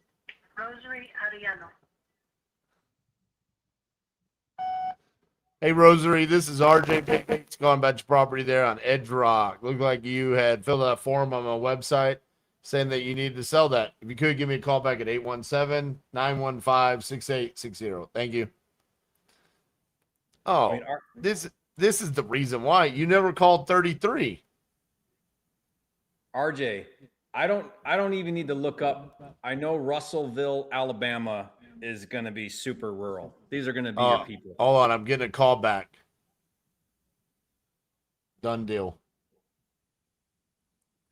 Hello, this is RJ. Hey, Joey, this is RJ Bates. I was calling about your property there in Petersburg. You were, think you were looking at selling that. Is that correct? Yes. Fantastic. How much are you looking to get for it?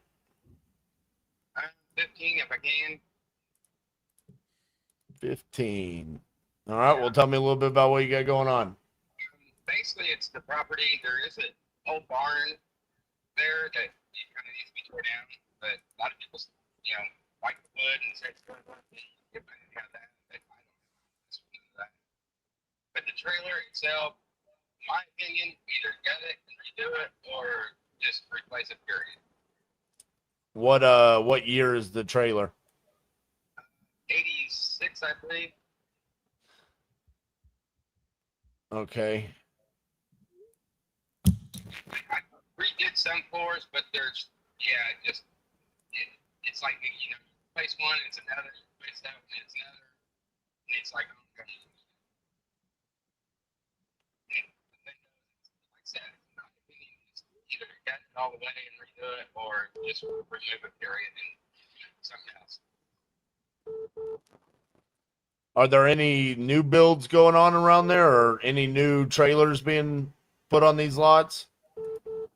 Well, I live where it's at. It's like in a horseshoe, and I live on the bottom, and right now there's just an empty property at the bottom part. But there's people live up around the hill. There's people live up there, and not really no new builds or anything. Because like I said, we're down there where mine's at. It's there, all the properties empty. Right across the road, they put in a trailer about a year or two ago, and it's just sat there. They've not done anything with it. So what was this for you? Were you living in it, or what was the deal? Yeah, and we moved because I got closer to my job. So I drive almost 200 miles a day to my job. Okay.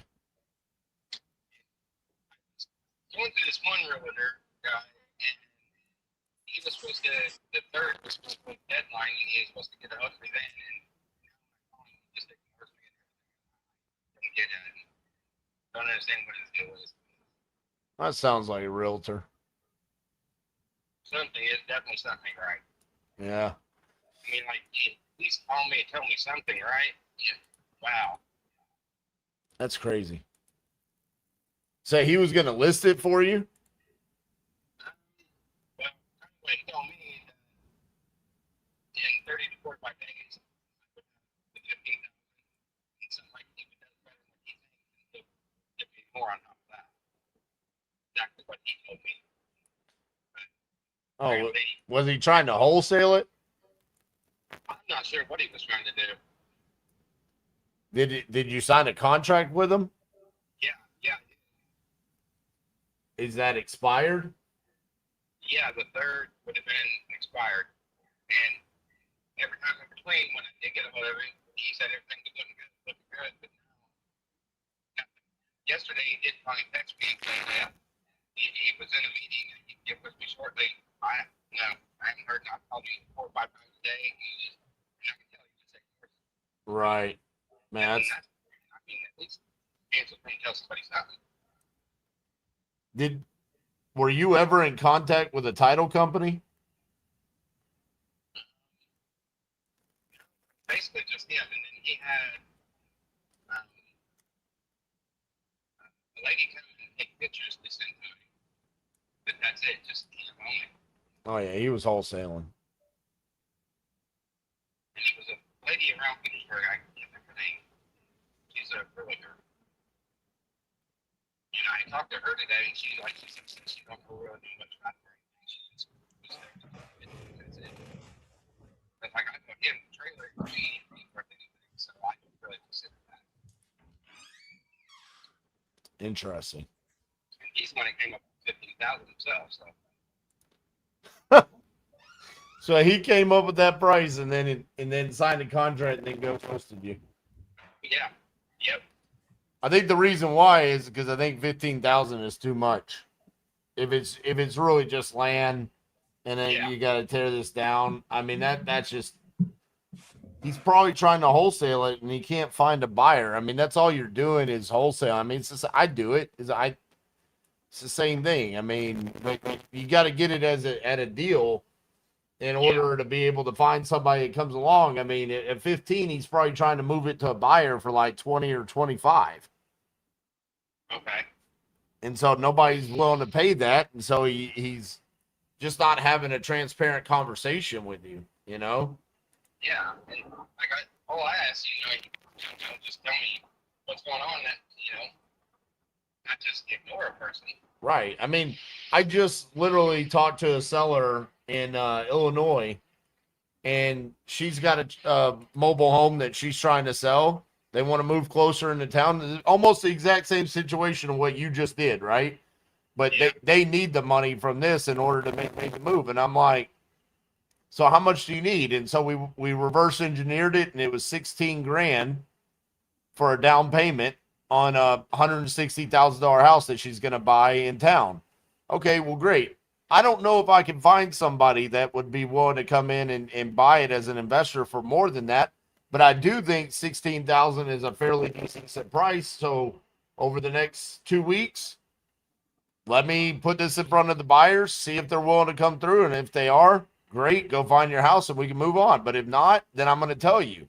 And then we have a choice. We either lower the price or you try to figure something else out. Yeah. Pretty simple. That's what we kind of did. And, know much about it. So I kind of was listening to what he was saying. So we went and, rented a place now. And we owe this landlord money that I don't have now.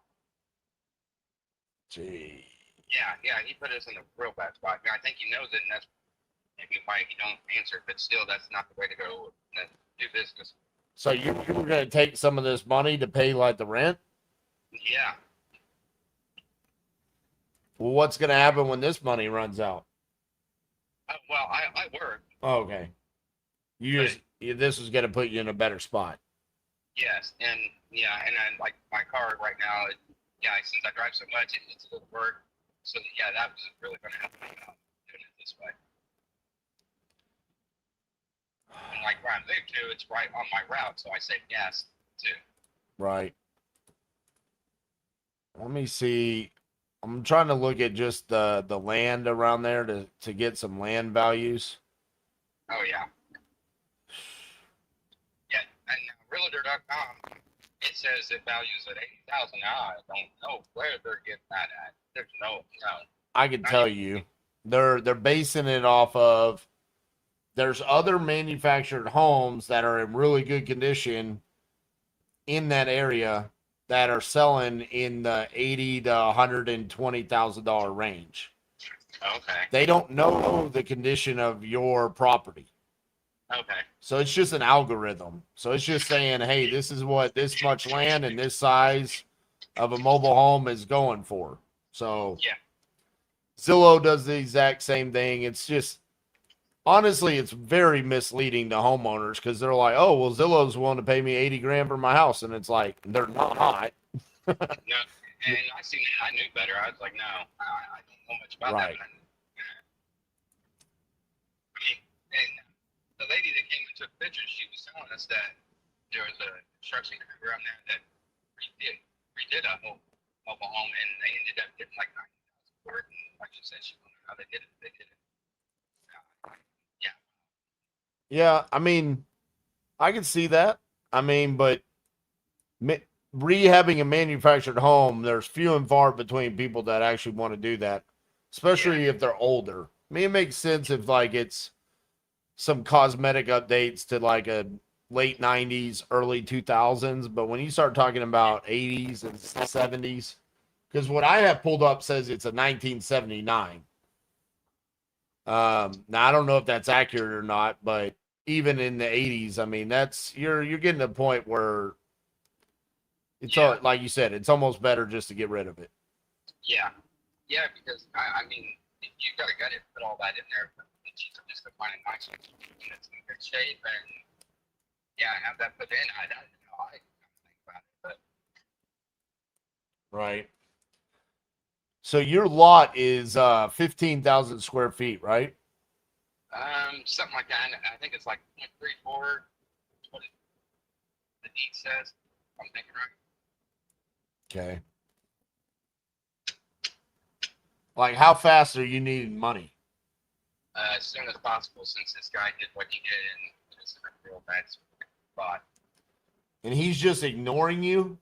Yeah. Yeah. And it was supposed to close yesterday. Yep. And you've never spoken to a title company? No. Only him. Oh. See, like, I don't know much about that, so I just know what he was telling me.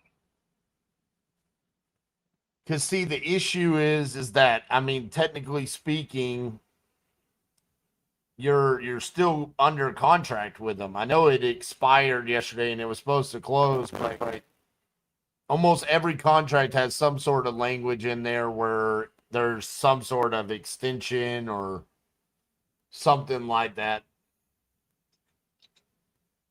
Oh, see, I didn't know that either. I mean, but I don't know what to do because he won't answer.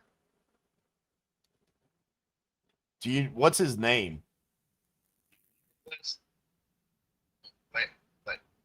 Lambo, no.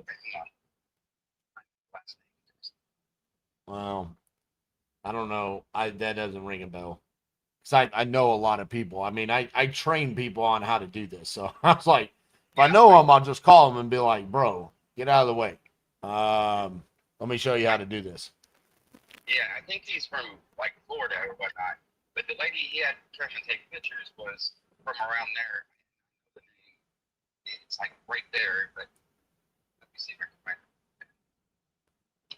Because I even called her and she said she tried to get a hold of me and see what's going on, but she don't really know. You know, she was just he probably paid her a couple $100 to come take the pictures or something. You know. Oh yeah. She probably wasn't even a part of it.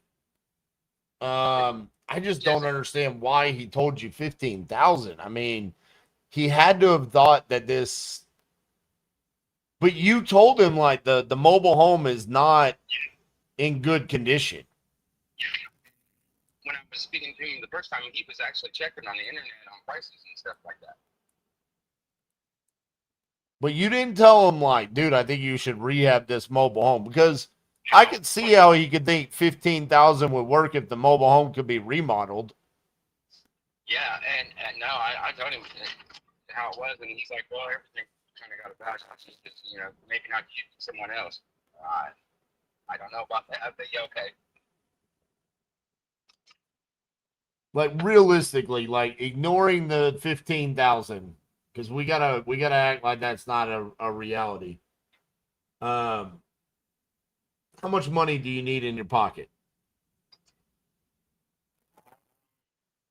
Pretty much as much as I can get, but right now I'm not going to be real picky. I guess I can't, pretty much can't.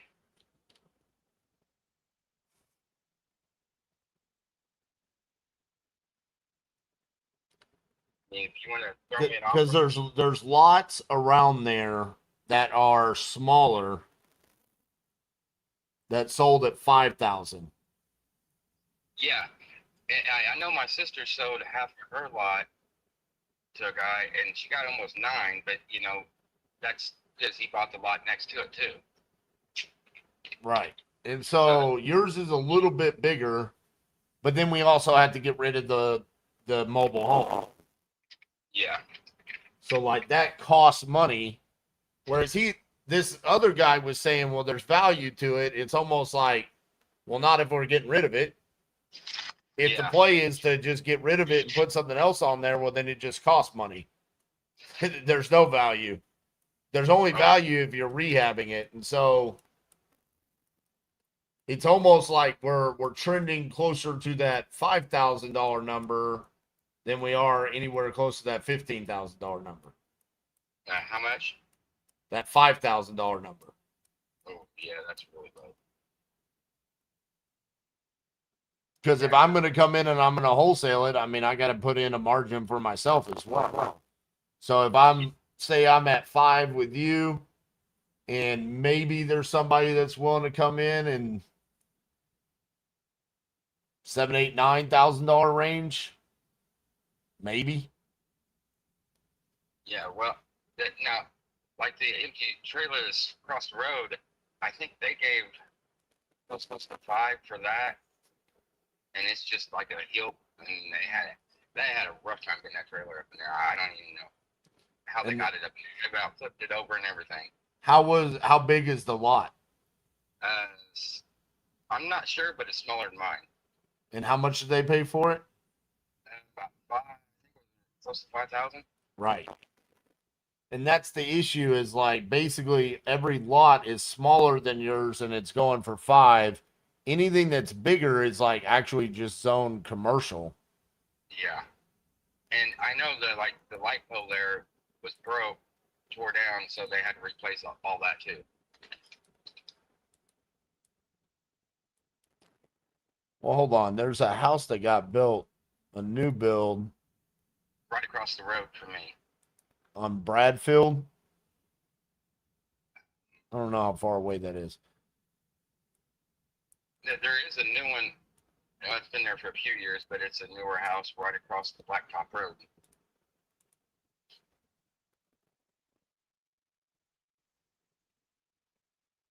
Because there's what there is there's Menace Drive and then there's Menace Court.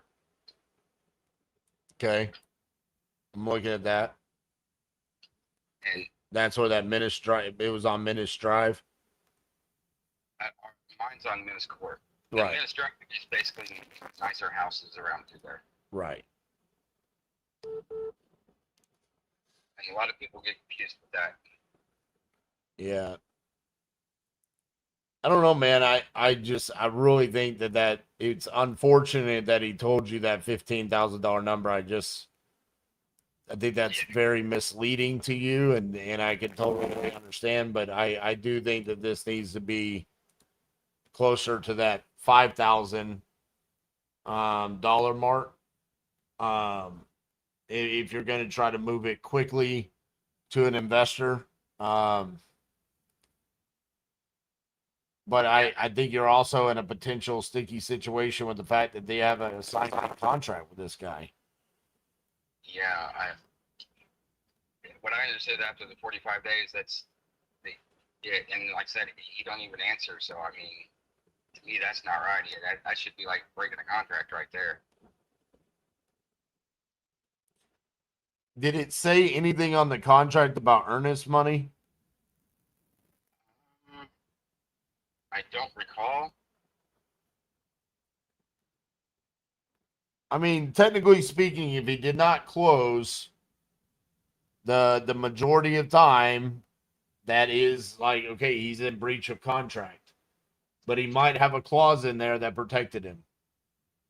Yeah, I know my sister's been looking it over and whatnot, and she kind of knows a lot more about it because she's had time to look at it more. And it's been a while, yeah, a little bit since I've looked at it. I don't know. I mean, it's really up to you, man. I mean, like, how motivated are you? Are you? Yeah. Well, see, before him, I had one guy who was offering 10, and then when he called and said that, well, yeah. Right. You went with the. Have you called that guy back? Don't know. I lost all their information on my phone. That's the thing. I don't know who it was to get a hold of now. Damn. And see, that's what I would essentially be doing. Is like, I would contract this. Same thing with the other guy did. It's just I'm gonna be transparent about it and tell you. Is we contracted for 5. We're gonna go find somebody that comes in and buys it for more than 5, 7, 8, 9, $10,000, somewhere in that range.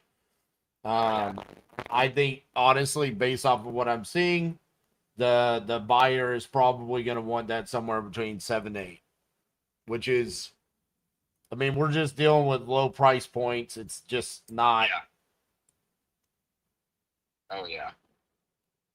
I mean, it cost me anywhere between $50 to $100 to have this conversation with you, and then we have to go pay money to do the marketing to find the end buyers there. I mean, I got to pay my guy to do it. I mean, we're going to end up walking away, maybe $1,000 profitable or something. I mean, it would be more of like, hey, we could do this to try to help you out if it's really urgent. If it's not urgent and like you want to try to get more money, I can totally understand that. Yeah. Well, and let me think about it a little bit because I just now got to work and whatnot, and I've been kind of stressing over this all day and whatnot. So. Okay. Well, you've got my phone number. Feel free to reach out to me, and if you need any help, we'll be willing to do what we can for you. Okay. Okay. Thank you. All right, man. Have a good day. You too. Bye. Bye.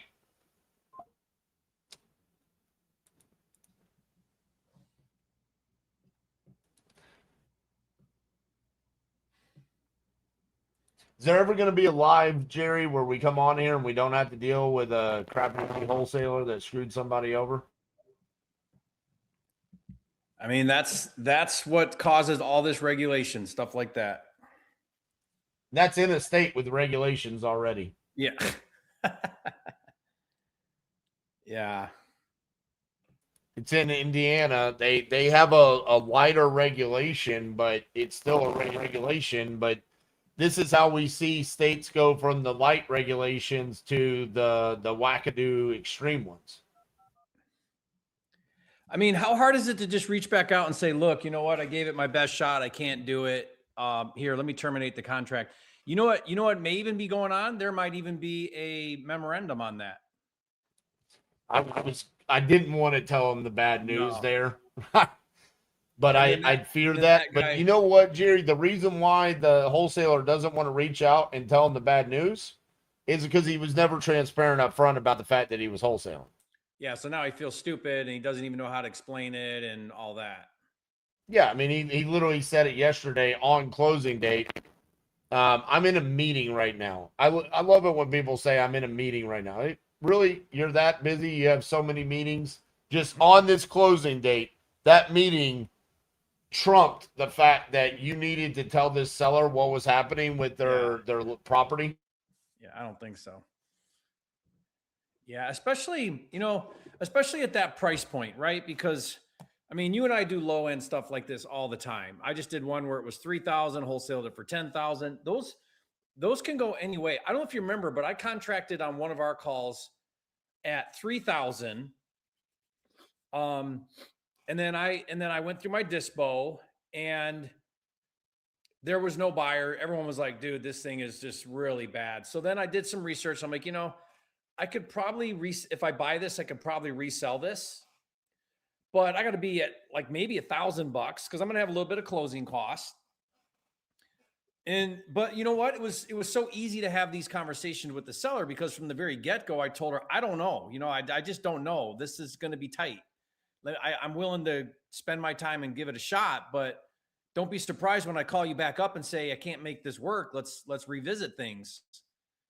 Like that's how you handle that. That's the right way to handle that. Like the way you do it, the way you did it there. It's not that hard to just have an honest conversation. And, to date, on all of the conversations that we've had during these lives, Jerry, we've never had pushback from somebody with us just telling them the truth. Right. Yeah. No one has said, oh, you're going to wholesale it. Oh, I don't want any part of that. Not once has somebody said that. They don't push back on the fact that I was telling that guy, like, if you contracted with me for $5, I'm probably going to go make $3,000, maybe $4,000. He wasn't sitting there saying like, well, what are you doing to earn that? It's just like, no, that makes. Yeah. Yeah. Cause at the end of the day, people want their problem solved. They don't really care what you do and what you make so long as it solves their problem. So like, Jerry, I want to see you get another deal. I do think you need to call 33. 33, huh?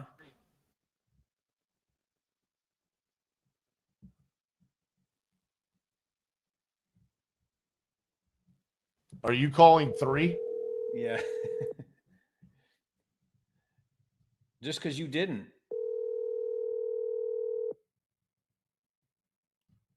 I hope this answers so I can call 33. I hope they answer and I close it and then I could say, see, RJ, I told you to call that one, but you. Oh, okay. Now we're going to do 33.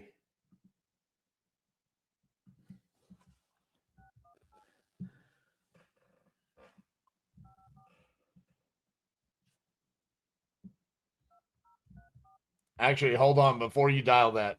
Too late.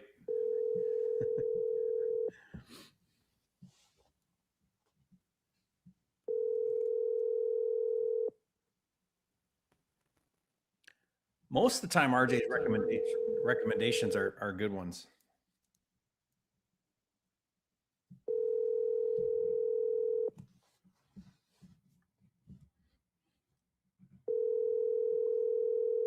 Whereas what I do is I recommend a crappy one so then I can call the good ones. Hi there, it's Mary. Sorry I missed your call. But it's all about transparency. At least I'm honest about it. That is true, and that is what you do to me. You're like, you should call this tired landlord that has an eviction going on for 3 years in New York. I'm gonna double dial 33.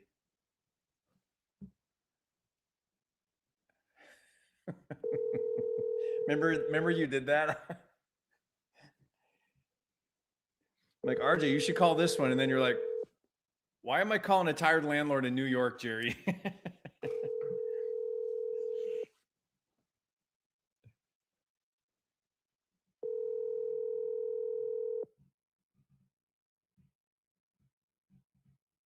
Hi there, it's Mary. Sorry I missed your call. Leave me your number and I'll call you right. Okay. What you should call is 34, Louisiana, because the new regulation just went into effect August 1st. Oh, in Louisiana? Yeah, 1% EMD, right? Oh, yeah. Yeah. That's right.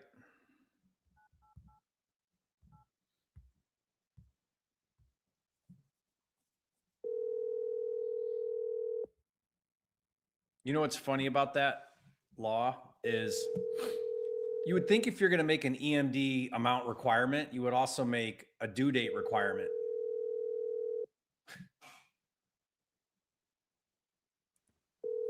You would also think that if you're going to make an EMD requirement. Hi. Vicky is currently unavailable. Please speak clearly. Your voicemail is. Wow, that was a very energetic Voicemail. You would also think that you would look around and be like, wait, we have the lowest property values in the United States. 1% doesn't equal much. Yeah, that'll weed out the wholesalers.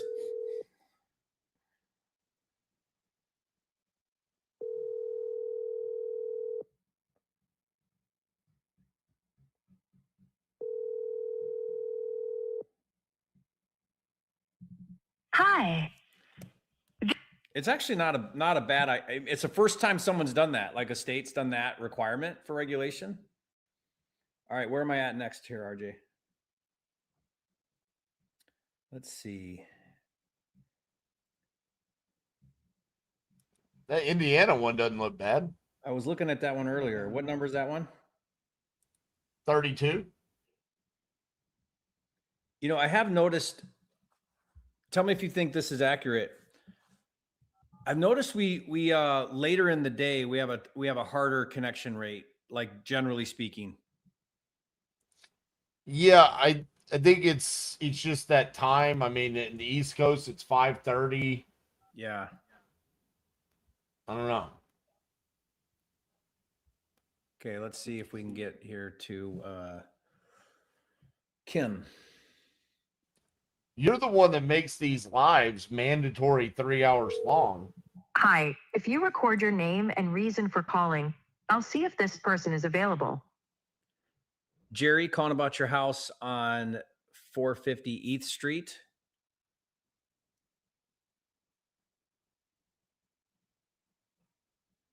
Thanks, Jerry. Please stay on the line.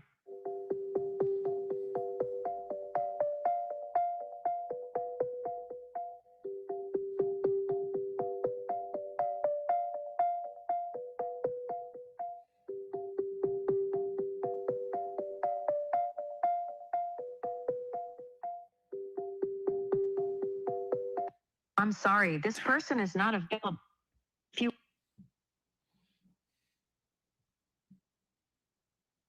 At some point, you just start. Oh, you know, I want to stick to tradition here, RJ.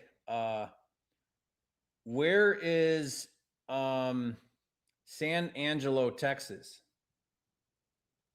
Oh, that's down south. I finally know one.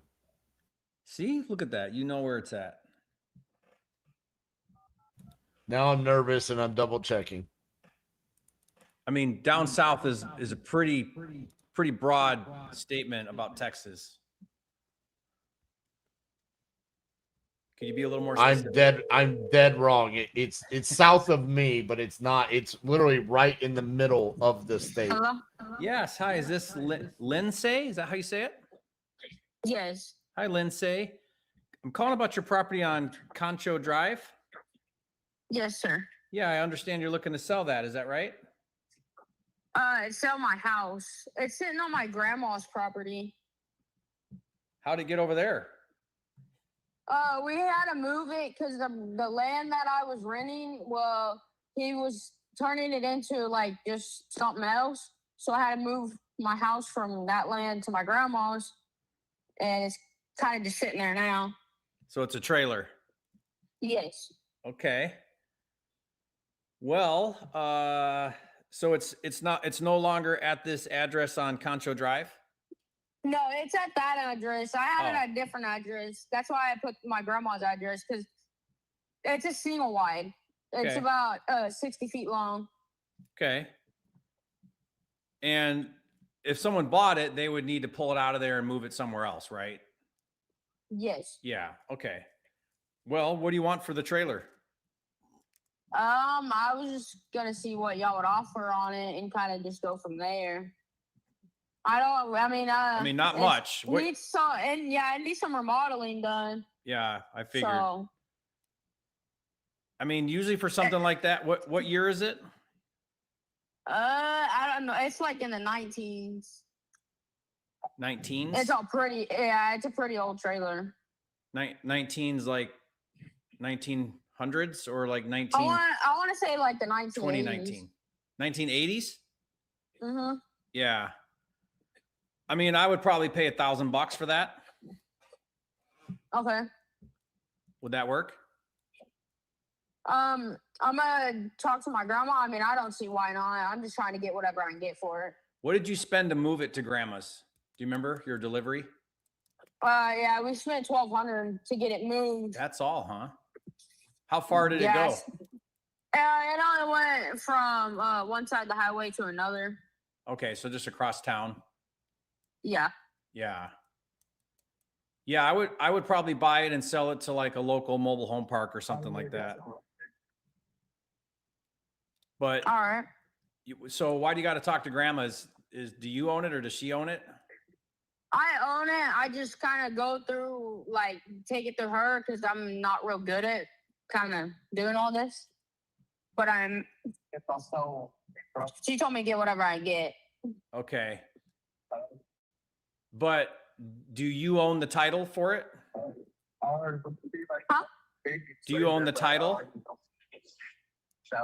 I do not own the title. I have no clue where the title is. I've had the house for about almost 2 years now. How did you get it? It got passed down from my grandma to me. Oh, but grandma doesn't have the title. No, we have no clue where that title is. Okay.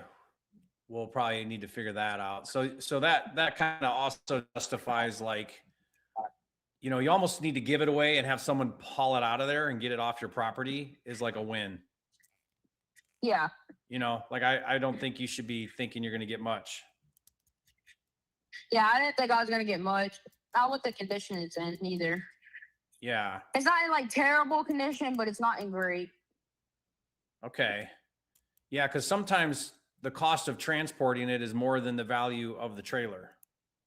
Yeah, that's how it was whenever we got it transported. Last time. Yes. Yeah. Yeah. So you paid $1,200 for a $1,000 trailer to move it, you know? Yeah. Well, and I kind of just go through everything with her because it is on her property. So, you know, with people coming and getting it, you know. Yeah. Okay. Trying to think even how to proceed from here. Is grandma available? I guess what I don't want to do is just hang up and then we're back in limbo. Like what do you need to do to make a decision on that? Really just call and tell her. I mean, I say $1,000 shit. I mean, that's better than nothing. Yeah. Can I ask you a question? How old are you? 18. That's what I thought. Okay. Yeah.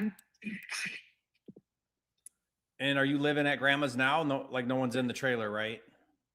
Yeah. No one's in the trailer. And I live in a trailer. I live in just a travel trailer in the backyard. Okay. All right. Well, I would probably need to get some eyes on it and just make sure that there's something I could do there with that. So I don't know, maybe you can help me find like what's the year, the model, send me some pictures, things like that. But okay. You know, so I would just need to make sure I can even pay $1,000. If I can't, I'll let you know, but I'll just need to do a little bit of information, get a little bit of information from you there. I don't know if they do like a lost title thing on those, like at the DMV or how that works. I've never done that. Okay. But we'll yes, have to sir. figure I can out do that for you. because I'll need the title. I mean, we'll have to figure out the title because I can't buy it without a title. That's totally understandable. But I'm sure it's like a car where you can request it. Okay, I'll figure all that out and I'll send you some pictures of the inside and the outside. That'd be great. Yeah, that'd be awesome. Do I send it to this number? Yeah, this is my cell phone. Okay. Yep. Yep. Okay, that sounds like a plan. Thank you for calling me. Yeah, I'll be in touch, okay? I appreciate it. Okay, bye. You know what I wanted to say? I want to do a deal so that way I'm not getting like smoked by RJ on this live we're doing on YouTube. So let's go ahead and do $1,000. I don't know. I mean, I don't know what to do. I think your offer should have been $19. You know what's funny? You know what's funny? I needed no information, but I knew it was one of those trailers that has zero value and it costs you more to move it than it's worth. I just knew. I don't know how I knew, but I knew. She's like, some dollars is better than no dollars.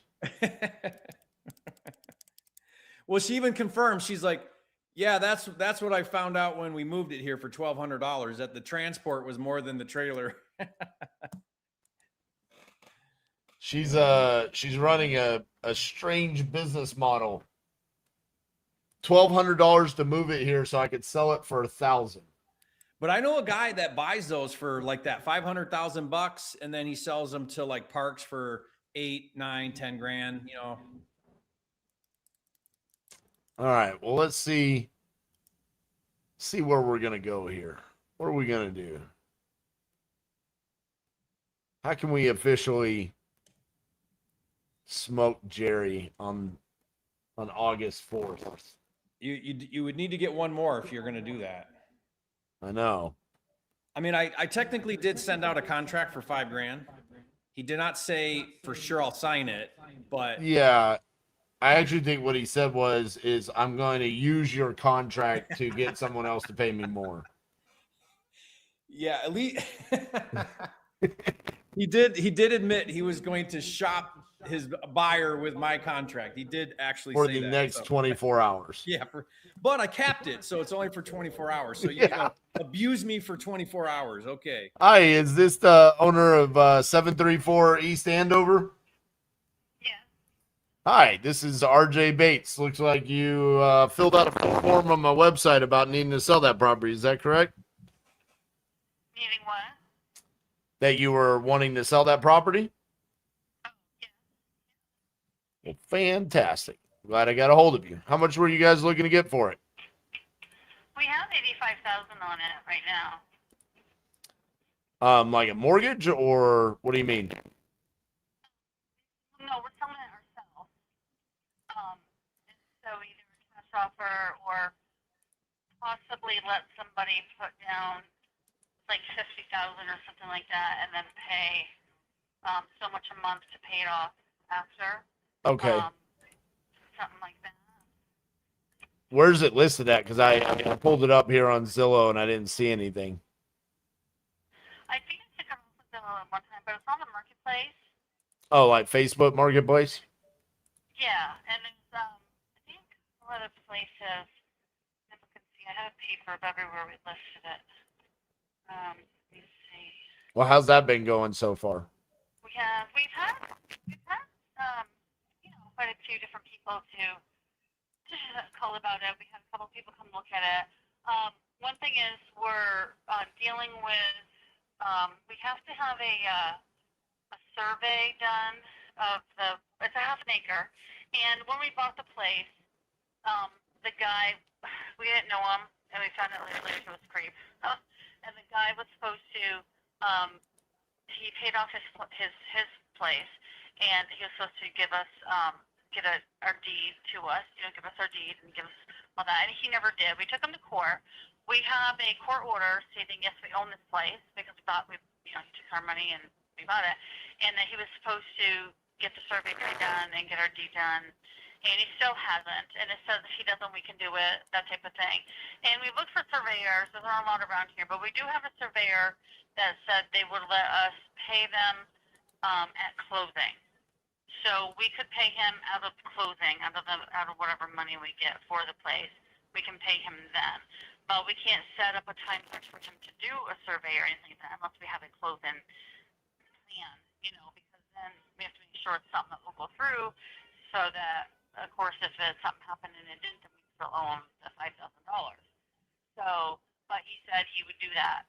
So it's a half an acre. We do have it staked off because the guy showed us when we. But it's just that situation. So like I said, we have a court order. Yes, we own it, and all of that.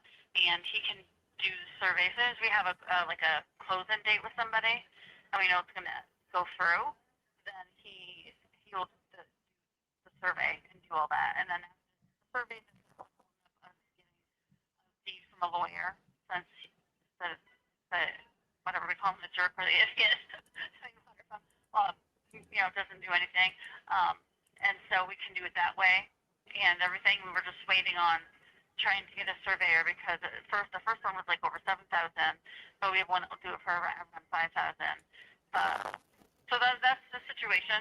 So it's because we didn't have deed in hand at the time. A couple other people had backed out, and then we've been trying with our lawyer to figure out different ways to get it.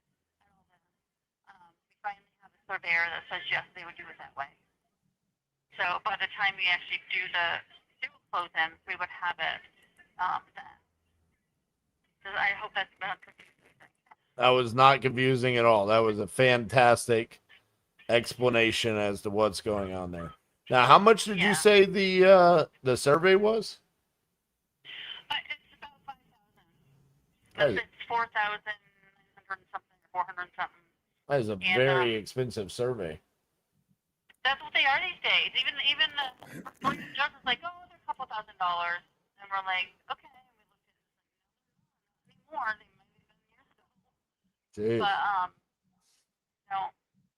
another one was like over 7,000.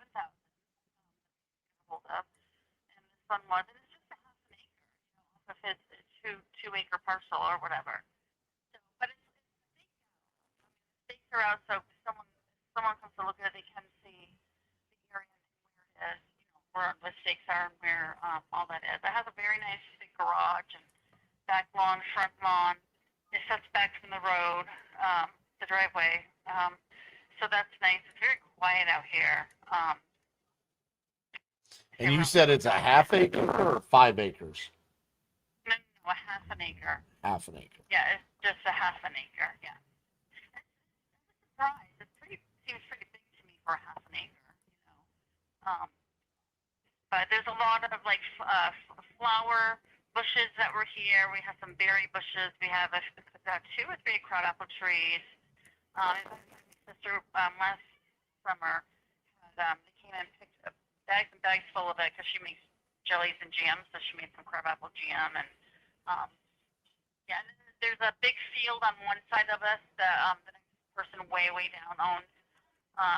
We have like turkeys sometime in there. Sometimes we see deer. You're out the country here. That's for sure. Okay. So how'd you come up with the price of 85? Well, we had bought it for a certain price, and then my husband has done things to it. We put in a new a well pump in the well. We had to do that months after we got here, I think. And we put down carpet. He's been doing things around here, and then our what's it called? Our like home insurance usually gives you an estimation of what they say it's worth, that type of thing, which is over a little over 100,000 or whatever. Yeah, Right. Home insurance, but yeah, we've done stuff to it since we moved here. Yeah. Why not just list it with a realtor? Well, we may end up doing it at some point. We just we wanted to be able to. We have to sell the place and find. We have to. We live here now, so we're looking for a place in Vermont. We're from Vermont, and we've been here a year, and we just really thought, okay, we made a mistake. We want to go back to Vermont, and we have other family in Vermont. My daughter's there, my mother's there. So we just for a place there, and we just thought it'd be easier to take out like the middleman type of thing. You have all these people in the pot. And I looked into it to see, well, can you sell it yourself? And yeah, you can. You know what I mean? And you have to have this, you have to have that, but you really don't. I mean, it's a deal you make with somebody, and yeah, and I mean, we have our lawyer anyway, was the one that did our thing with in court for our thing, but then he had said how, if there's some kind of deed they do up, then Right. they can do up the deed. I mean, the survey, then they can do up the deed for us. So we just try and do it ourselves. The more involved, then the more at the end you get a certain amount, and then you get way less because you have to pay Peter, Paul, and Mary. Yeah, I got you. And when Yeah. You wouldn't happen to be interested in going to Springfield, Vermont, would you? I don't know, possibly. We're not like set on a certain thing. We're set on, you know, it depends like how much we get for and why do you have property in Springfield? Funny enough, I like 6 calls before you was to a seller in Springfield. They didn't answer, but they're in foreclosure, so I'm sure they're going to be motivated to try to get that done quickly. So I was like, what? Not often you hear people say, hey, I want to move to Vermont, and there I have a lead in Vermont. So I would tell you this. I mean, you know, for us, these types of ads that you clicked on here, we're investors. So you know, we're looking for opportunities that we can make money. And looking at this, I don't see the path there for, you know, with the $85,000 purchase price, on how that would be something that an investor could come in and either flip or make a rental or something like that. We have 2 or 3 different investor type of people like you call, and one was going to do it and made an offer, and then they kept putting the offer down lower and lower, and then they backed out. And we had another one that wanted to offer, but because of the deed thing, and there were ones that said, well, see if a surveyor would, you know, let you pay at closing, because sometimes they will. They're the ones that gave us that idea.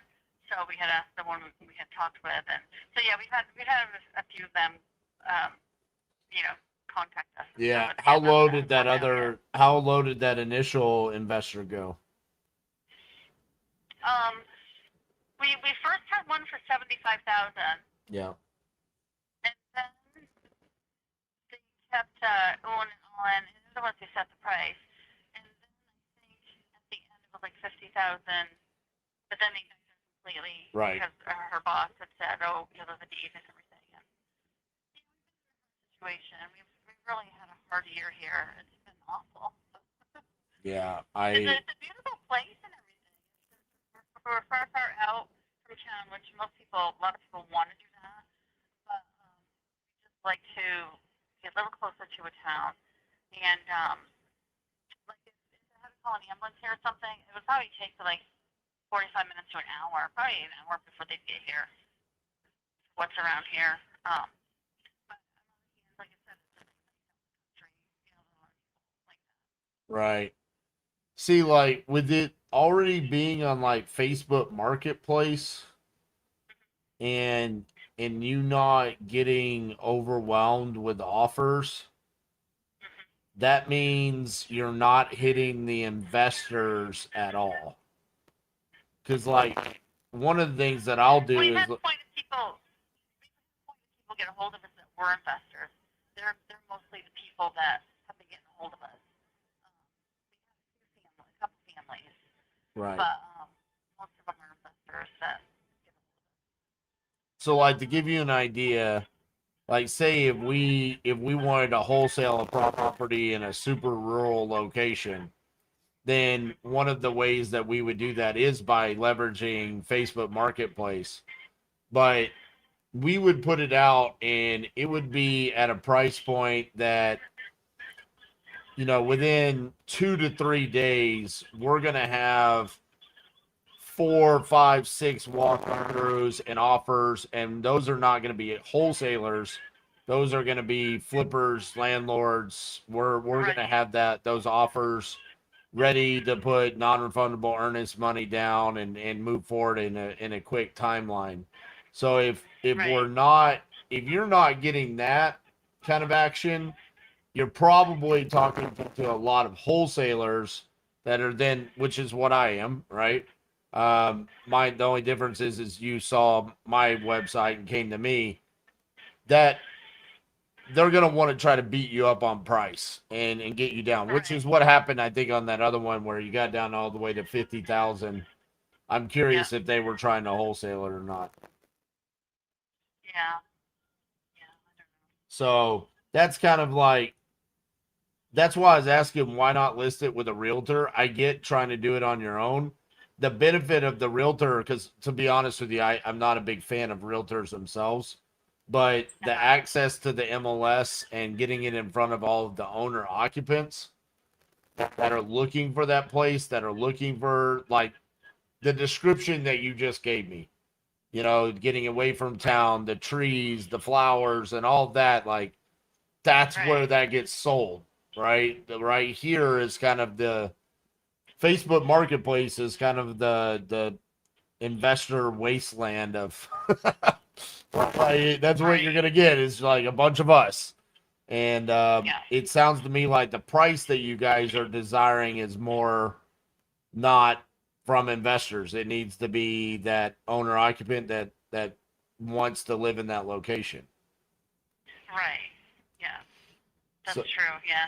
Yeah. I'll talk to my husband more about maybe going that way of finding a realtor. You know. Yeah, because I mean, otherwise, I mean, if the one person was trying to get you down to 50 and they still didn't pull forward, I mean, I would probably be even less than that just based off of what I'm seeing. And so it's like, if you're wanting and needing somewhere in that $75,000, I mean, that's the path that you have to take. Because it can take a significant period of time to try to find that unicorn buyer. Yeah. Okay. But I mean, it does make sense, you know, and I do appreciate you giving me all that information. Yeah, absolutely. Well, I'm not one of those guys that's, I mean, in the past 2.5 hours, I mean, I've contracted 2 houses and then also told multiple people, like, I don't think I'm the right solution for you. You know, I mean, this is what you need. You don't need me. You need a realtor. That's what you really need. Right. So, I wish the first people would have told you something similar because I think they just kind of strung you along. And so, well, best of luck with that. I hope it moves fast and hopefully you can find that right buyer. Okay. Okay. Thank you. All right. Bye bye. All right. Bye bye. Dude, keep getting those. You know, I don't mind those calls though because you know I think you talked about this last week, Jerry. There's times where you'll get a call back from that seller and say, "Could you do 40?" Oh, for sure. Yeah. Yeah, those are calls that are worth investing in and still having that call. You went through, you gave her the time, you educated her on the process. She's going to go back now and make much better decisions around how to handle all this, you know.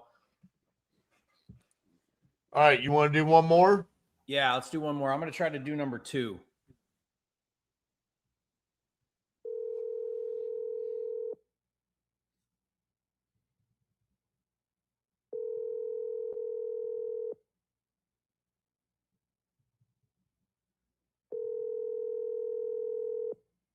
I don't know where Tennessee is.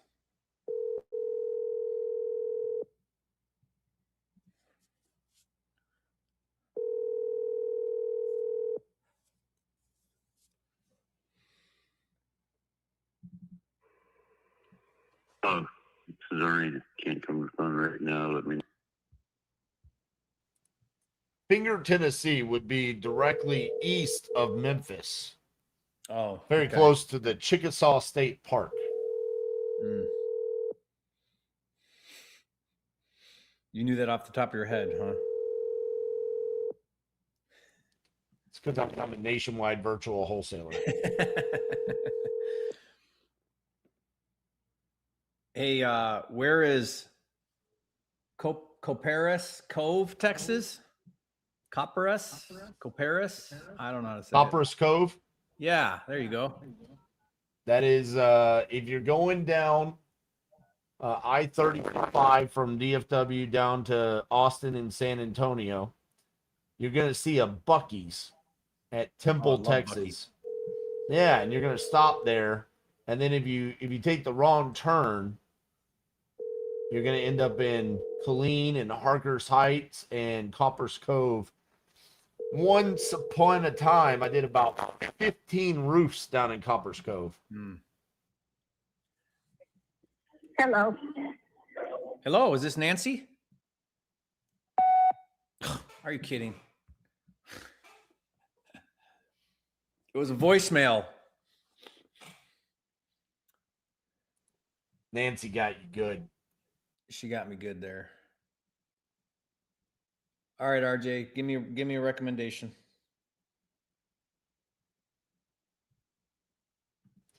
I mean, dude, you got to go with 30. Okay. Oh, I didn't know we had any more Illinois. So you're telling me you guys have Buc-ee's in Texas? Buc-ee's originated in Texas. What are you even talking about? It did not, did it? Everything great in this world originated in Texas. I mean, I drive an hour out of my way to go to Buc-ee's out here.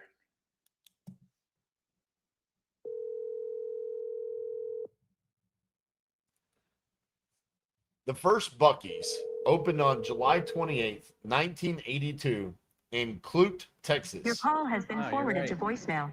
The person you're trying to Wow. reach is not available. At the tone, My respect for Texas just went up tremendously.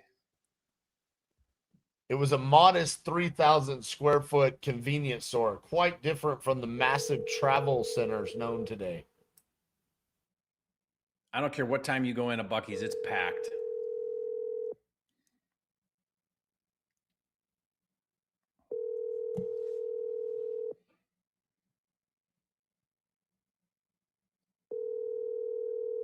I might try 26 after this. It's another inheritance.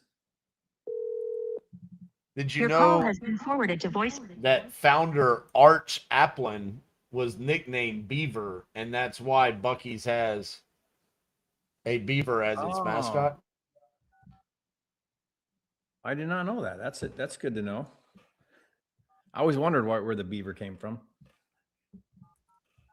There are 56 Buc-ee's locations in the United States. They're expanding though. They're building them like crazy. Does it see what they got coming up?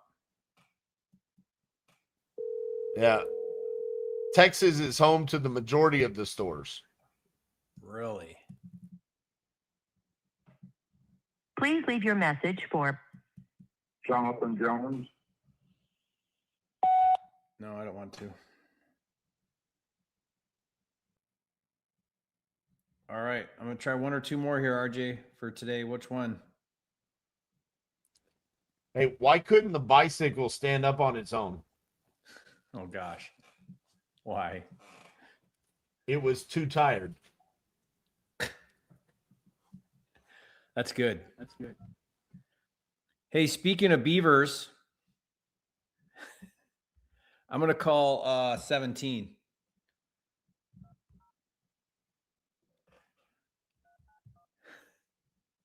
Beaver, Oklahoma. Let's do it.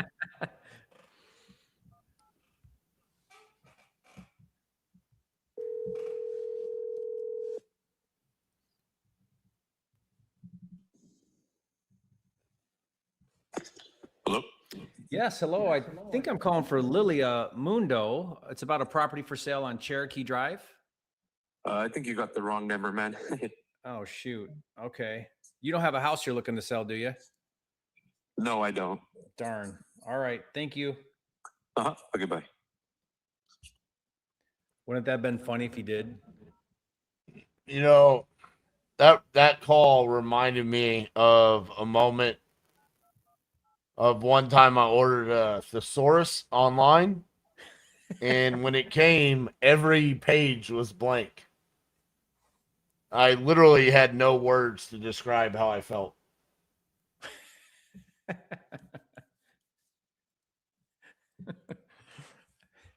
Wow. They wanted corny jokes. I don't know. I try to stick to farm jokes, RJ. I probably should have double checked. I didn't call the guy back again. This is Lilia Mundo. Please leave your phone number and I'll call you back as soon as possible. Hey, RJ.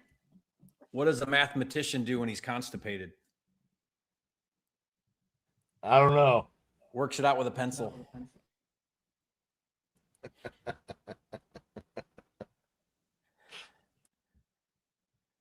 What did the elephant say to the naked man? How do you breathe out of that thing?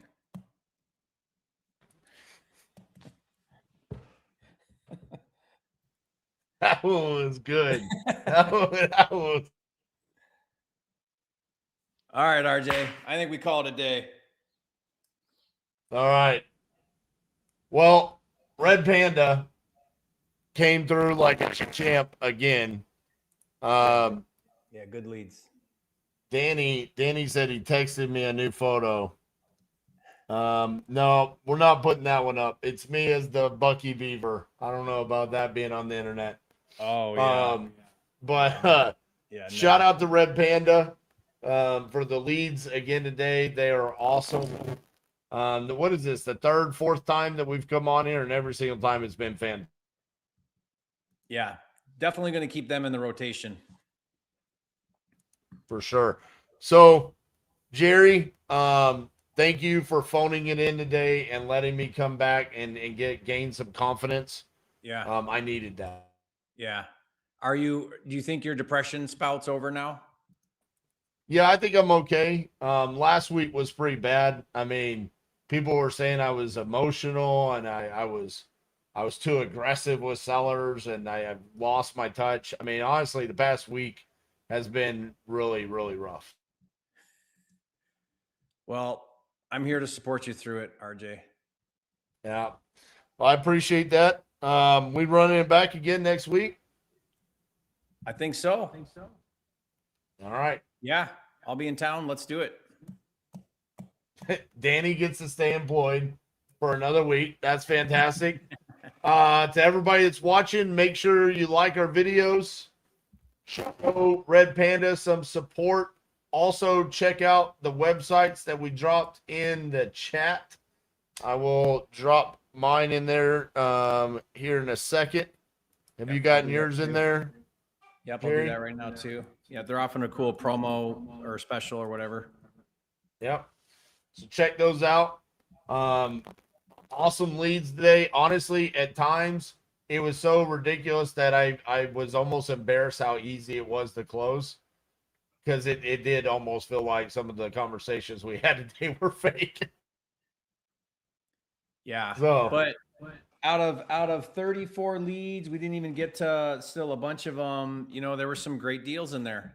So yeah, for sure. So love it. Thank you, Red Panda. Thank you to everybody for tuning in, and we will see you guys next week.